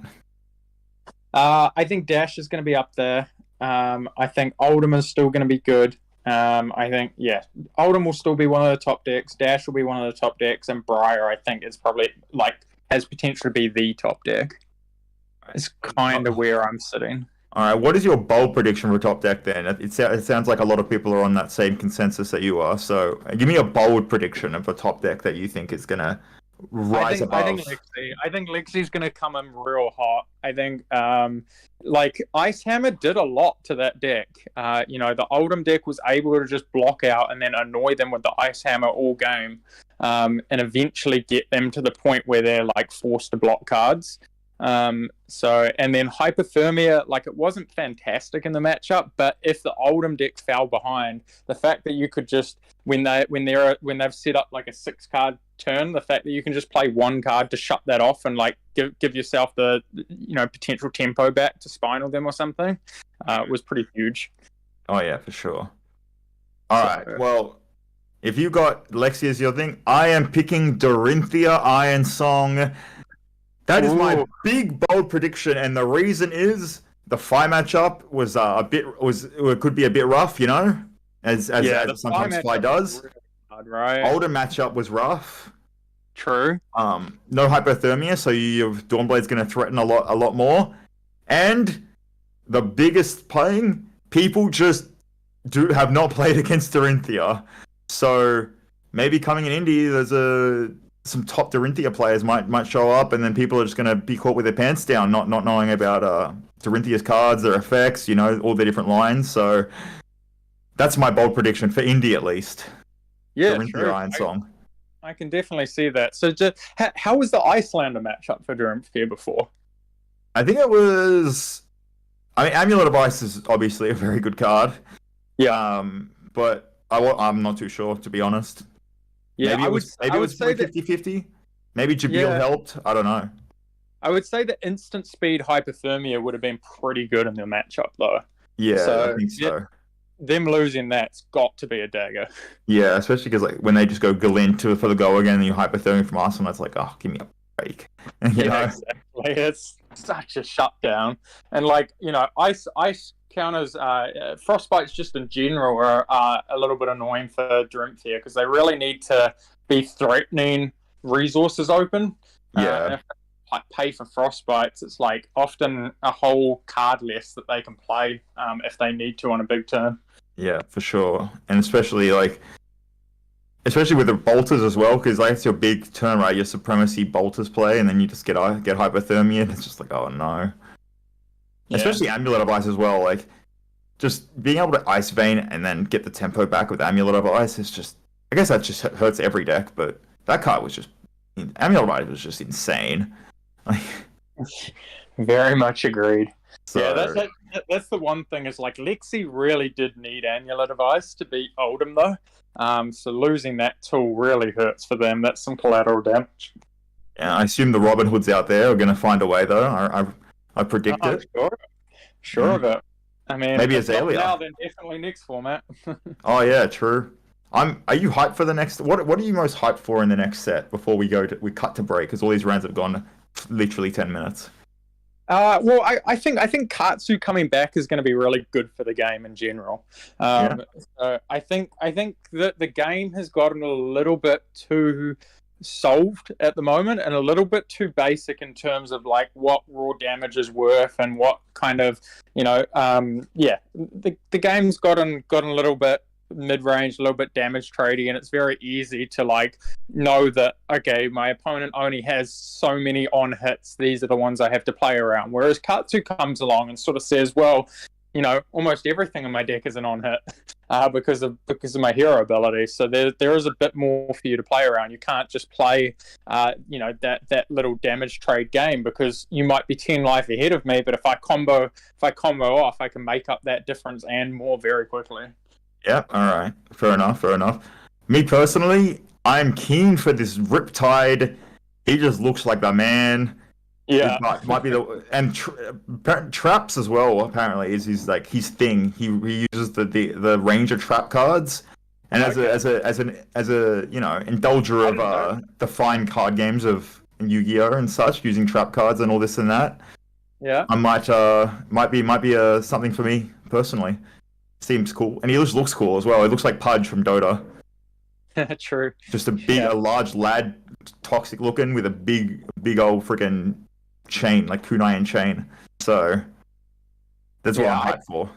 I think it's the right time for them to add a bunch to the game as well, right? Like, I think they've had to be a little bit careful while growing the game and while it's so new and everything like that, to not kind of go crazy. But like, we're at that 3-year mark where like maybe they can add a bit more spice, a bit more complexity, a bit more just a little bit more to the game. And I think that if they pull the trigger on that for this set, it's going to be really interesting. Yeah, I think they're really like looking at Monarch to Everfest in their rearview mirror, knowing that dark times were had, but yeah, we're moving forward. It's in the rearview mirror right now, and it's a bright side. A lot of people are playing. You see these boxes getting sold. The WTR is hyped. There's a lot of history pack getting bought. The market's pumping up. Means people are buying cards, and so people are playing. Yeah, well, we were in a massive market dip for a while, and people would only be able to say surely that's going to continue with kind of the worldwide situation at the moment, but it's not looking that way at the moment. It seems like people are buying again. It seems like there is a lot of activity in the flesh and blood market. So definitely positive. And TCG plays pumping. ProQuests are getting sold out, capped, left, right, and center. So people are playing, and they're loving it. Nerds are making videos about how angry they are at stores and stuff. It's it's all on. Yeah, clowns. those clowns. Yeah. But I'm excited. I think Indie Weekend is going to be, quite hyped. You'll be there. Yeah. I'm flying out to Indy, so that's going to be a lot of fun. I still don't really know what I'll play just yet, but I'm gonna figure something out. Yep, sounds reasonable. I think it's probably a good time to like just I don't think the format will change too much. I don't think people have that much time to test, especially it's not non-refined decks. I don't think it'll be very refined coming into Indie. But you know what? It gives everyone a chance. Everyone's in with an equal chance to win that one. Yeah, and who knows? The people that win the calling Indie, they end up doing great things. So, what's that? Sorry. The person who wins the Indianapolis callings, they ended up doing great things. So you definitely one you want to strive to be victorious at. Was it Michael Hamilton that won the last call in Indy? Oh mate, of course. It was. Oh, okay. Yeah. So there's a precedence for glory coming out of Indy wins. So yeah, fair enough. I'm excited for it. I think the shake-up of the format with the new bands will make it a lot of fun. But definitely. Do you know what else I'm excited about for the next set, though? I don't know. 6 hero draft format. Oh, We haven't true. done that in Fab yet. Like it's a new thing in Fab, right? Like sure, it's still 3 classes, but I imagine that the heroes are going to play quite differently even within their classes. Yeah. I can imagine the people getting upset that the Benji came in for 2, couldn't block it, and just died. Yeah, well, Classic limited effect of just unblockable damage. But I don't think it'll be that big of a deal because you have to play below rate cards, so you're probably going to get raced out if that's the case. Yeah, and like who knows? There might be some like traps and just definitely will be this and that can prevent damage as well. That can stop the Benji kill. I definitely see something like that. So, do you see any reprints coming into this next set? I think there should be. Maybe Fate, Sync? Maybe Fate. Yeah, Fate would be good. I don't think you need both. I think one or the other is fine. And like Fate seems a little bit more along the lines of the Ranger. Yeah, and Assassin perhaps. Maybe they make a new one. I think there's room for a new 0 for 4. Just one more. What would it do? What would a new 0 to 4 that's like Sync and like Fate? What would be the ability? Look at the top card of your opponent's deck and decide to put it on top or bottom. Oh, that's pretty good though. That's a lot better than Fate, in my opinion. But it depends on the deck. That's the thing. Just all different. Shake it up. Or maybe a Crown of Providence type effect. You sink your arsenal, draw a card. Maybe, I don't know. I like the idea of looking at my opponent's top card. Gives Assassin some tools. Some extra tools. Yeah, I like it. Sounds good. I like it too, actually. But I do think it's very powerful. I think that it would definitely be better than Fate a lot of the time in a lot of decks, and it may even be better than Sync. So I think we like good cards over here. We like good cards. Yeah, fair enough. And it also means like you get a lot of good information. Like you get to if there's a heroic on the top, see ya going straight to the bottom. So yeah. I like it. Yeah. and then you can play around it in the late game. You know when it's coming back. Yeah. So, to be honest, that's something I'd actually like a little bit more shuffle effects in this game. I feel like this, the pitch stacking and being able to watch your opponent's pitch and everything like that. Like, sure, it adds a bit of complexity and some extra skill in the game, but like it makes things. Yeah, it makes things pretty inevitable as well. Like you kind of know how the late game's going to play out. And you kind of just go through the motions now. Yeah. Oh, yeah. That's true. You could just do a block 4 shuffle and choose shuffle your deck or your opponent's deck or neither. That'd be cool. Yeah. If you've pitched some like strong reds and you want to shuffle your deck, you have to. Boom, done. If you see your opponent's pitched O Confuse, shuffle that deck, baby. Yeah, exactly. Yeah, I mean the O Confused thing is great too. I really like that. I think a defense react that's just 4 generic, and when it defends, you choose yourself or your opponent and shuffle their deck. And I think it's not a may. I think you have to shuffle one of the 2 decks to throw some spice in there, some randomness in there, and force the sort of thing to happen. But yeah. Yeah, cool. That's sick. Yeah, there you go. We should design cards. I don't know. I like playing the game. Yeah, true. Me too. I love it. That's the thing. We love playing. That's the bottom line. Yeah. All righty. Cool. Yeah. All right. We'll have a break now, and I'm sure the next round will be up in 10 or 15 minutes. All right. Catch you guys then. All right. Cheers.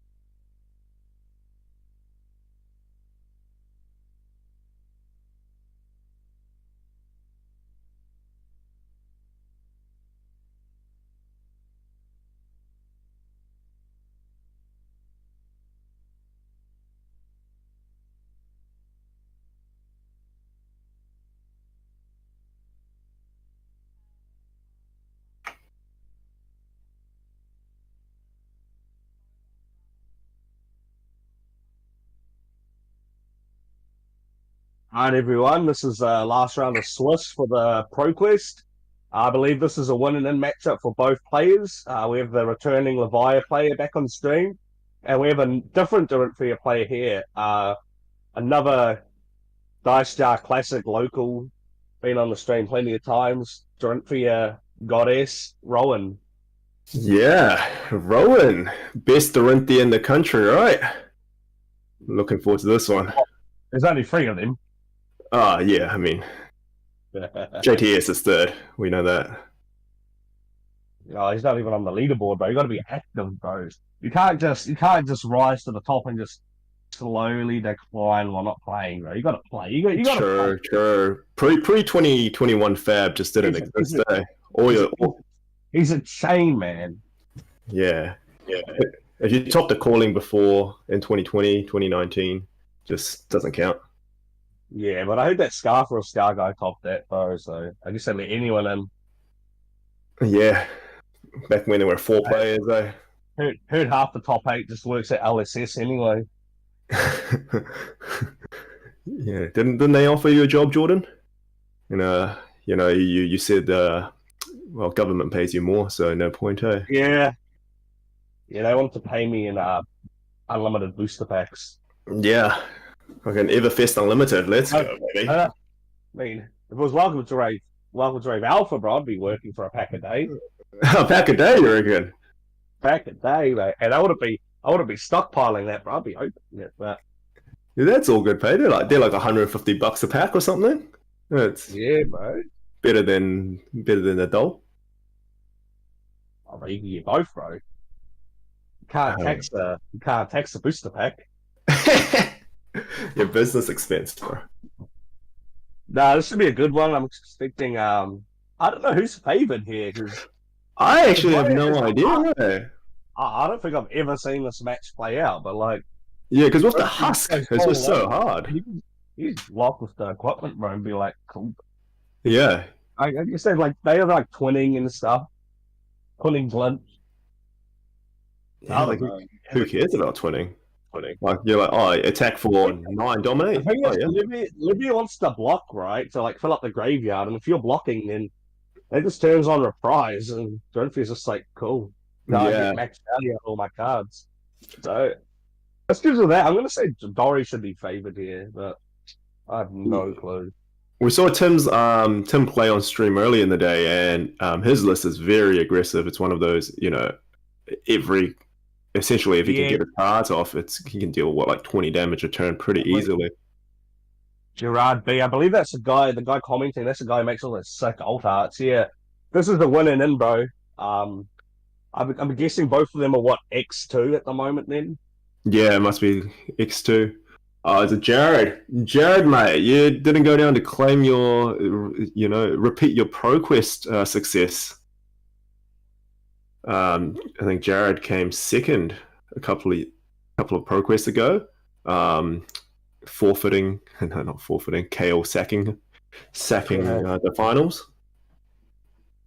So anyway, Bravo can win, right? Yeah, I believe these guys are 2-2. Because of only 9. Yeah, this is a bubble game. Maybe we'll finally have a game that goes past 12 minutes. Oh, I wouldn't get your hopes up.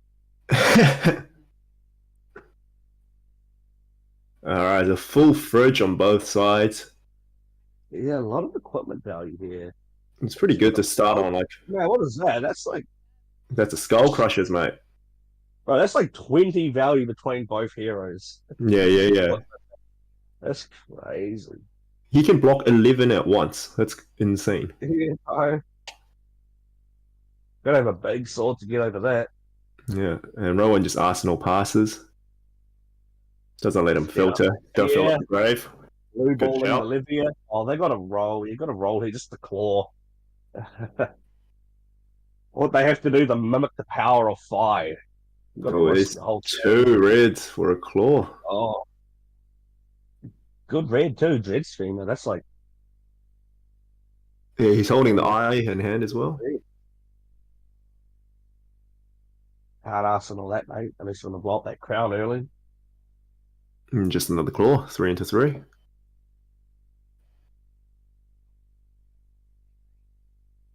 Ooh, out of war, top, yep. Yep. I'll draw that, thanks. Yep. And Rowan choosing just to take 6 here, holding on to 5-card hands. So it must be 5-card hand, bro. Scary. yeah, something good coming back. Ooh! The Son of Steel Blade Supremacy, Sharpened Steel. Oh my god. Jesus. Okay, so what's that? That is that's 6, 11. 9. Yeah, that's 11. And the funny thing is, he can use all his armor, block 11. Just log it. Just log it. What you gonna do? Oh, I really want to see that. Like, it kind of like, we know he's out of war, but like he needs to get cards in the grave anyway. Yeah, that's true. And you know that. Oh, it's happening, baby! Rowan has to pitch that last card to attack the sword if it hits anyway. Exactly, so it doesn't matter. Not true, because you will be drawing a card from Supremacy. So it has to be exactly Iron Song here. She has a 0. Oh, okay.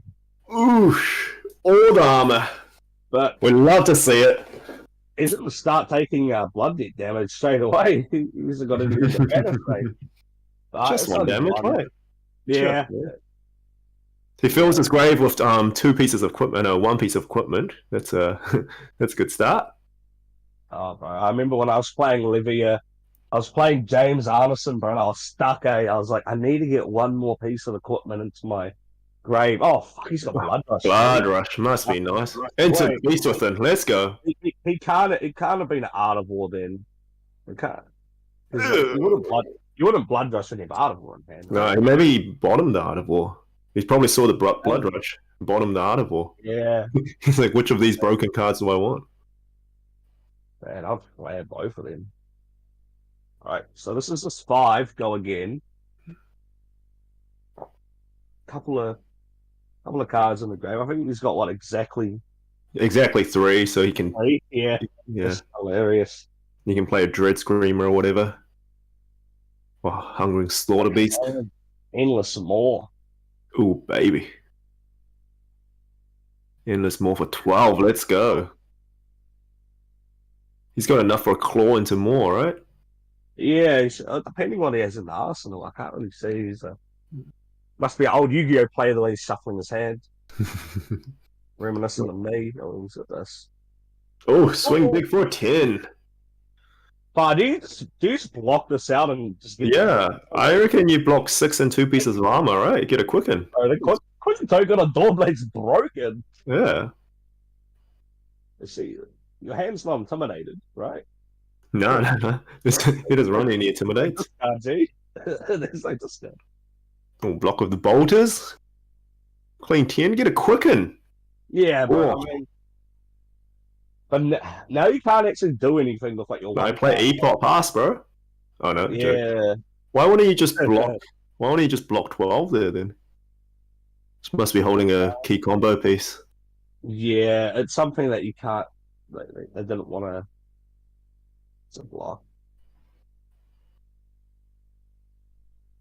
Yeah, I don't know. Like giving a Dory a quicken token's been good. Oh, here's a Dread Screamer.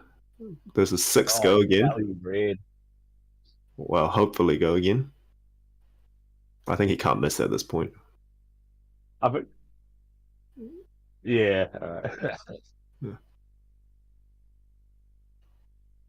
He's got the life advantage here, but he's got another swing big in hand as well. Pretty good.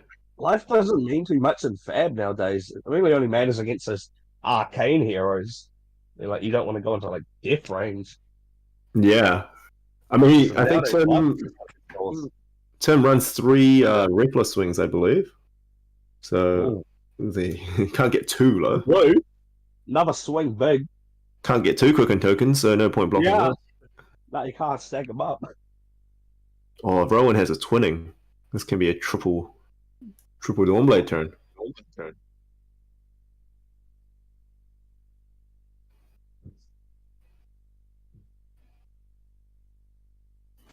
And Tim's just going to arsenal all the other beasts within here. Come in for 6 damage at some point later down the line. Yeah, not the greatest card to Arsenal. Could be kind of funny if Rowan is playing like the CNC line and they go like Dawnblade CNC, blow up the Beastleford, stuff in his game. That would be Tim just 8 million IQ. Yeah. You got to do the the professional acting when you block out the first one. You're like, oh no, I overblocked. Got me. Yeah, I got him. Me. Yeah, I've only got one card left. Blood rushes up and oh man, he's got a very big life lead now. But here's the plow run. Just to be a big sword. How much is that blood? It's just a +3, right? I have no idea what that card does. I think it's +3, and if they block with an attack action, I think it gets another +1 per attack. Oh, strokes are going up to 9. Just maximizing the value of this quicken token. Nice. Rowan's still got 2 cards left. Pitches a glint as well, so. He did have the twinning.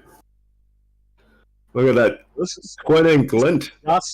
This is just 4. This isn't the hardest thing to block in something counter, but Volters are still up if she chooses to go for that.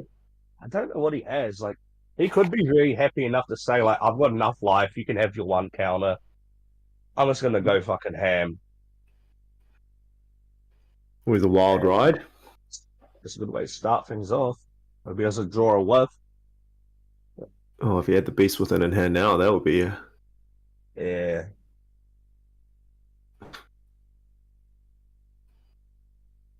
Oh, it's just that good. He just had it. Beast Within trigger. It's 3 Beast Withins in 2 turns. Oh, that's unlucky. All right. Oh, blue Ricker on that. That's pretty good. You can double claw now. That's the claws right there from the 1 card. And you still have the Beast Within and the Arsenal and 2 other cards. So he's presenting lethal this turn then. With Route and a Red Iron Song. There's some good cards. That's the old school armory promo full up. So he's a veteran player having that.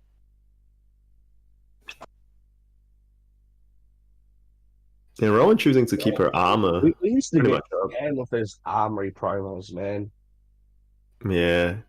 Now we get full art blessing of deliverances for showing up, non-foil. Thanks. Must be nice. Better than what were we getting at the end of last year. So he's instead of going claw attack, he's just choosing to just play out that Beast Within. And Arsenal a big threat. I mean, that's I mean, she's blocking with cards, so like her turn here isn't that great. It's just at the moment this is just 4, and no, it's never just 4. Not Dory, right? Blocking for 6 is almost never correct against Dory.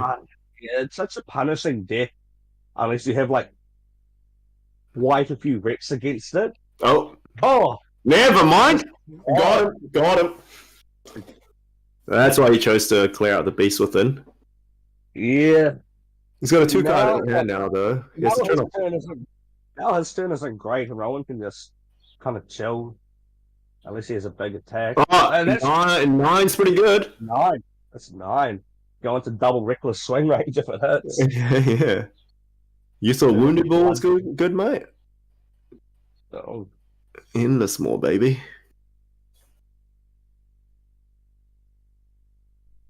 Three for 9.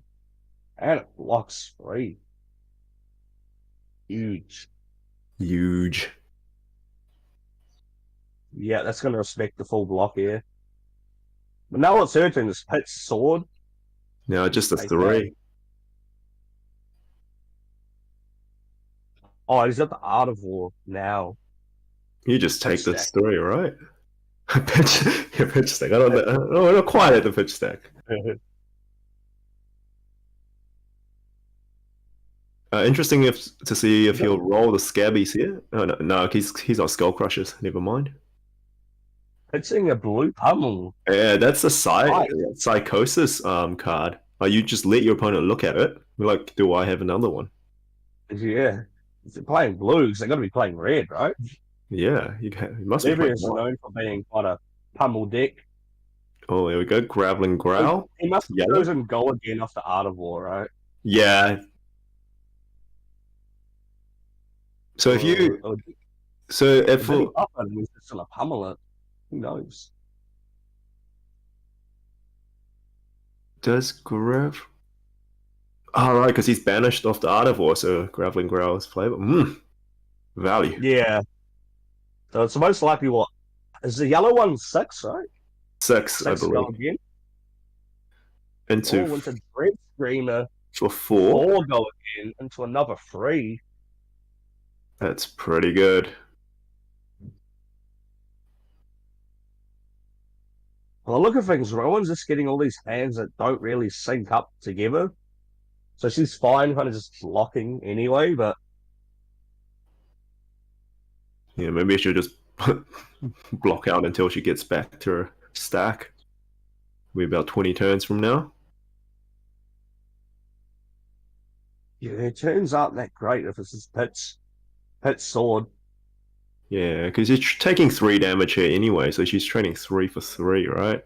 Yeah. Well, she's taking 4 to deal 3. Yeah, that graveyard's loaded.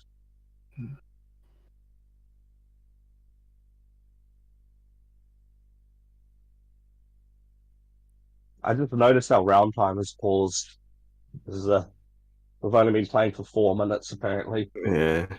I reckon Dice Charge is like every game's taking only like 4 minutes. We'll just turn off the timer. We believe you finished. Oh, rolling for Scabbies. Ooh, of course he hits a 5. Rolling for Scabbies without gamblers is just pretty big balls, I want to say. Oh, awarded. What is this guy? Oh, yeah, it's that one. That's just a big one, I believe. That looks like a yellow. Yeah, that's just the one that does nothing, right? It just banishes. Yeah, it just banishes, but when you got an extra action point, it's pretty good. Yeah. Especially if you like pitch and hit with a Graveling Growl after. Yeah, and it's coming in +1 because of the Skull Crushers, because he rolled 5. So I think that's for 7. Oh, it's 7. So it could be 7 and 8. That's 15 damage. It's huge. Yes. Oh, he's going to block with the braces. Cards out of her hand just make her turn so less impactful. Oh, into the Graveling Growl. You'd be a god here. I called the play. That's another 7, isn't it? Wait, it should be 8 because it would get the Skull Crusher buff. That's lethal. And Skull Crushers. Ooh, blocks with the glint. Well, she's now dead to exactly 3 Reckless Swings. Good thing he can't play 3 in 1 turn. No, mate. So we can do 1 here, 1 here, 1 here. Yeah, just slow roller, right? He can like literally block out. Oh no, he's got Blood Dead. It's not quite like Rhino. There's one. There's one Reckless Swings. I mean, this is 6 Dominate. Go again. Go again if they don't double block it. Yeah. Unless you. Yeah, I guess Rowan could be sitting on a sink here. Oh, that's a Dreadwood Rumbler. The 6 power blue, pretty good.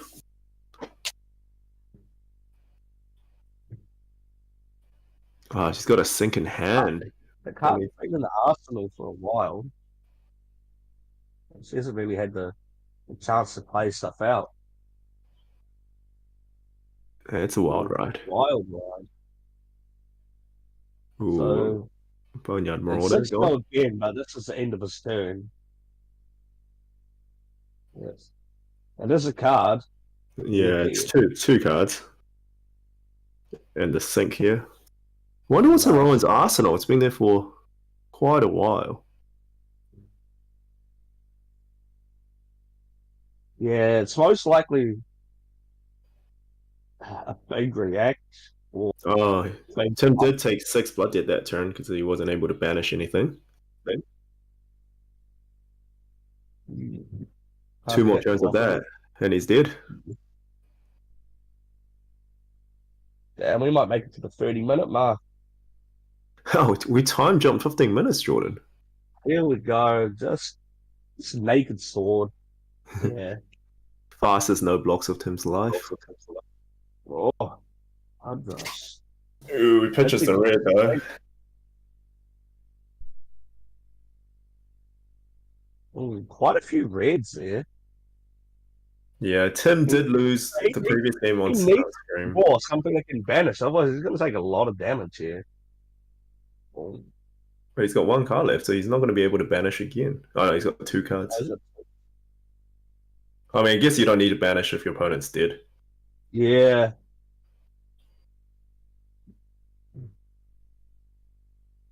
So this could be claws into anything. 7 to 9 or 7 to 10 damage. Here we go. All right. Okay, so this is what? That's for 8. So Rowan's just going to have to go down to 1, right?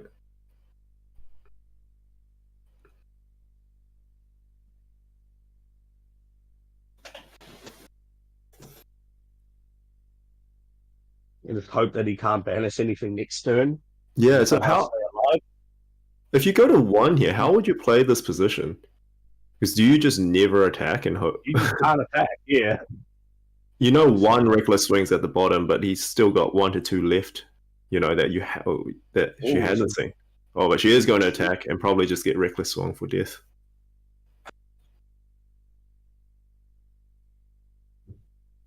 The big brain play of that Arsenal was a sigil this whole time. Hey, I mean, ooh, gives a surely go. would have just played it out, right? Just put something nice in there. Right, now you just need to block out. Oh, misses the counter on Dawnblade here, though. Not that I think it'll matter. Was that the old heart? I don't even know what that card is. Wuthering Beast Hulk. Oh, bro, is that I think it's like Dominate or something? Oh, that'll be pretty good if your opponent's on 1. I have no idea what that card is.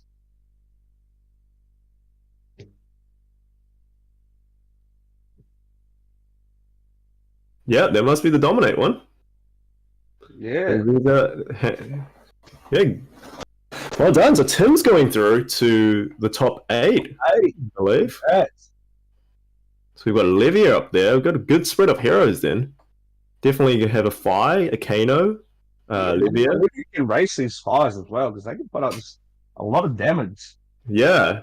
Tim would have won the previous game against 5. He just didn't brick his second Blood Rush turn.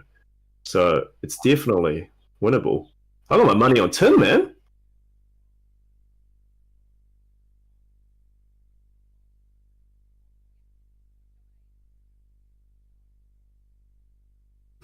Yeah, that full fridge blocking that 11 turn was just insane. We were talking about that. I didn't expect it to come up so soon into the game, though. But Yeah. if there's an opportunity like that, you might as well jump on it, right? Yeah, it's too good. It's perfect math.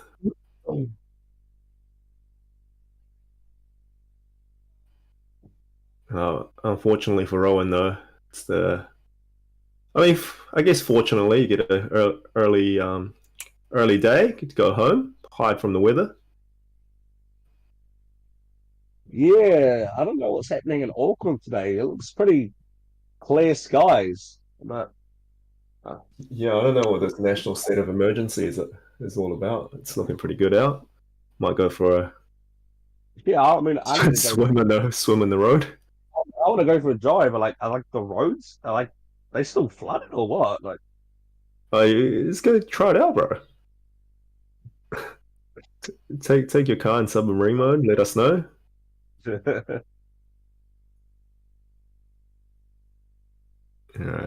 I wonder if we will get a chat with Tim and Rowan here. Yep. Oh, there we go. Hi, Tim. Hi, Rowan. Hello. Hey, how we doing? Okay? Yeah, good. How are you? Yeah, good, man. Yeah. Yeah. Rowan, it seems like every time I'm doing one of these events, you show up and pop your face. I You've been know. playing it for a long time now. A loyalist. Yeah, I respect no, it. very definitely. She's a fantastic hero, especially right now. She's in a surprisingly good place, especially Dunedin, where we love our aggro. So, yeah. Mostly it's Yeah, okay. I'm loving these games so far. Yeah. As an aggro man myself. How are you feeling about it going to the next set or the next format with the Ice Hammer being banned, Hypothermia being banned? I know objectively the Oldham is absolutely fine without Wind as well, but I'll be honest, when I heard it was getting banned, I ran around the house a little bit. It was very, very exciting. Yeah. That hammer is just so gnarly. Oh. Yeah, especially on a resource type deck like Dorinthia. Yeah, absolutely. But no, other than that, with the bans, I think that Belittle makes it a lot healthier, just the fact that Fire can fish for resource so easily. I think the Icelander bans maybe went a little bit too far. I get the Hypothermia just like stops turns in its tracks, but I think Amulet of Ice was maybe a step too harsh. But I also say that because I love the Icelander matchup and I don't want her to be played less. So, yeah.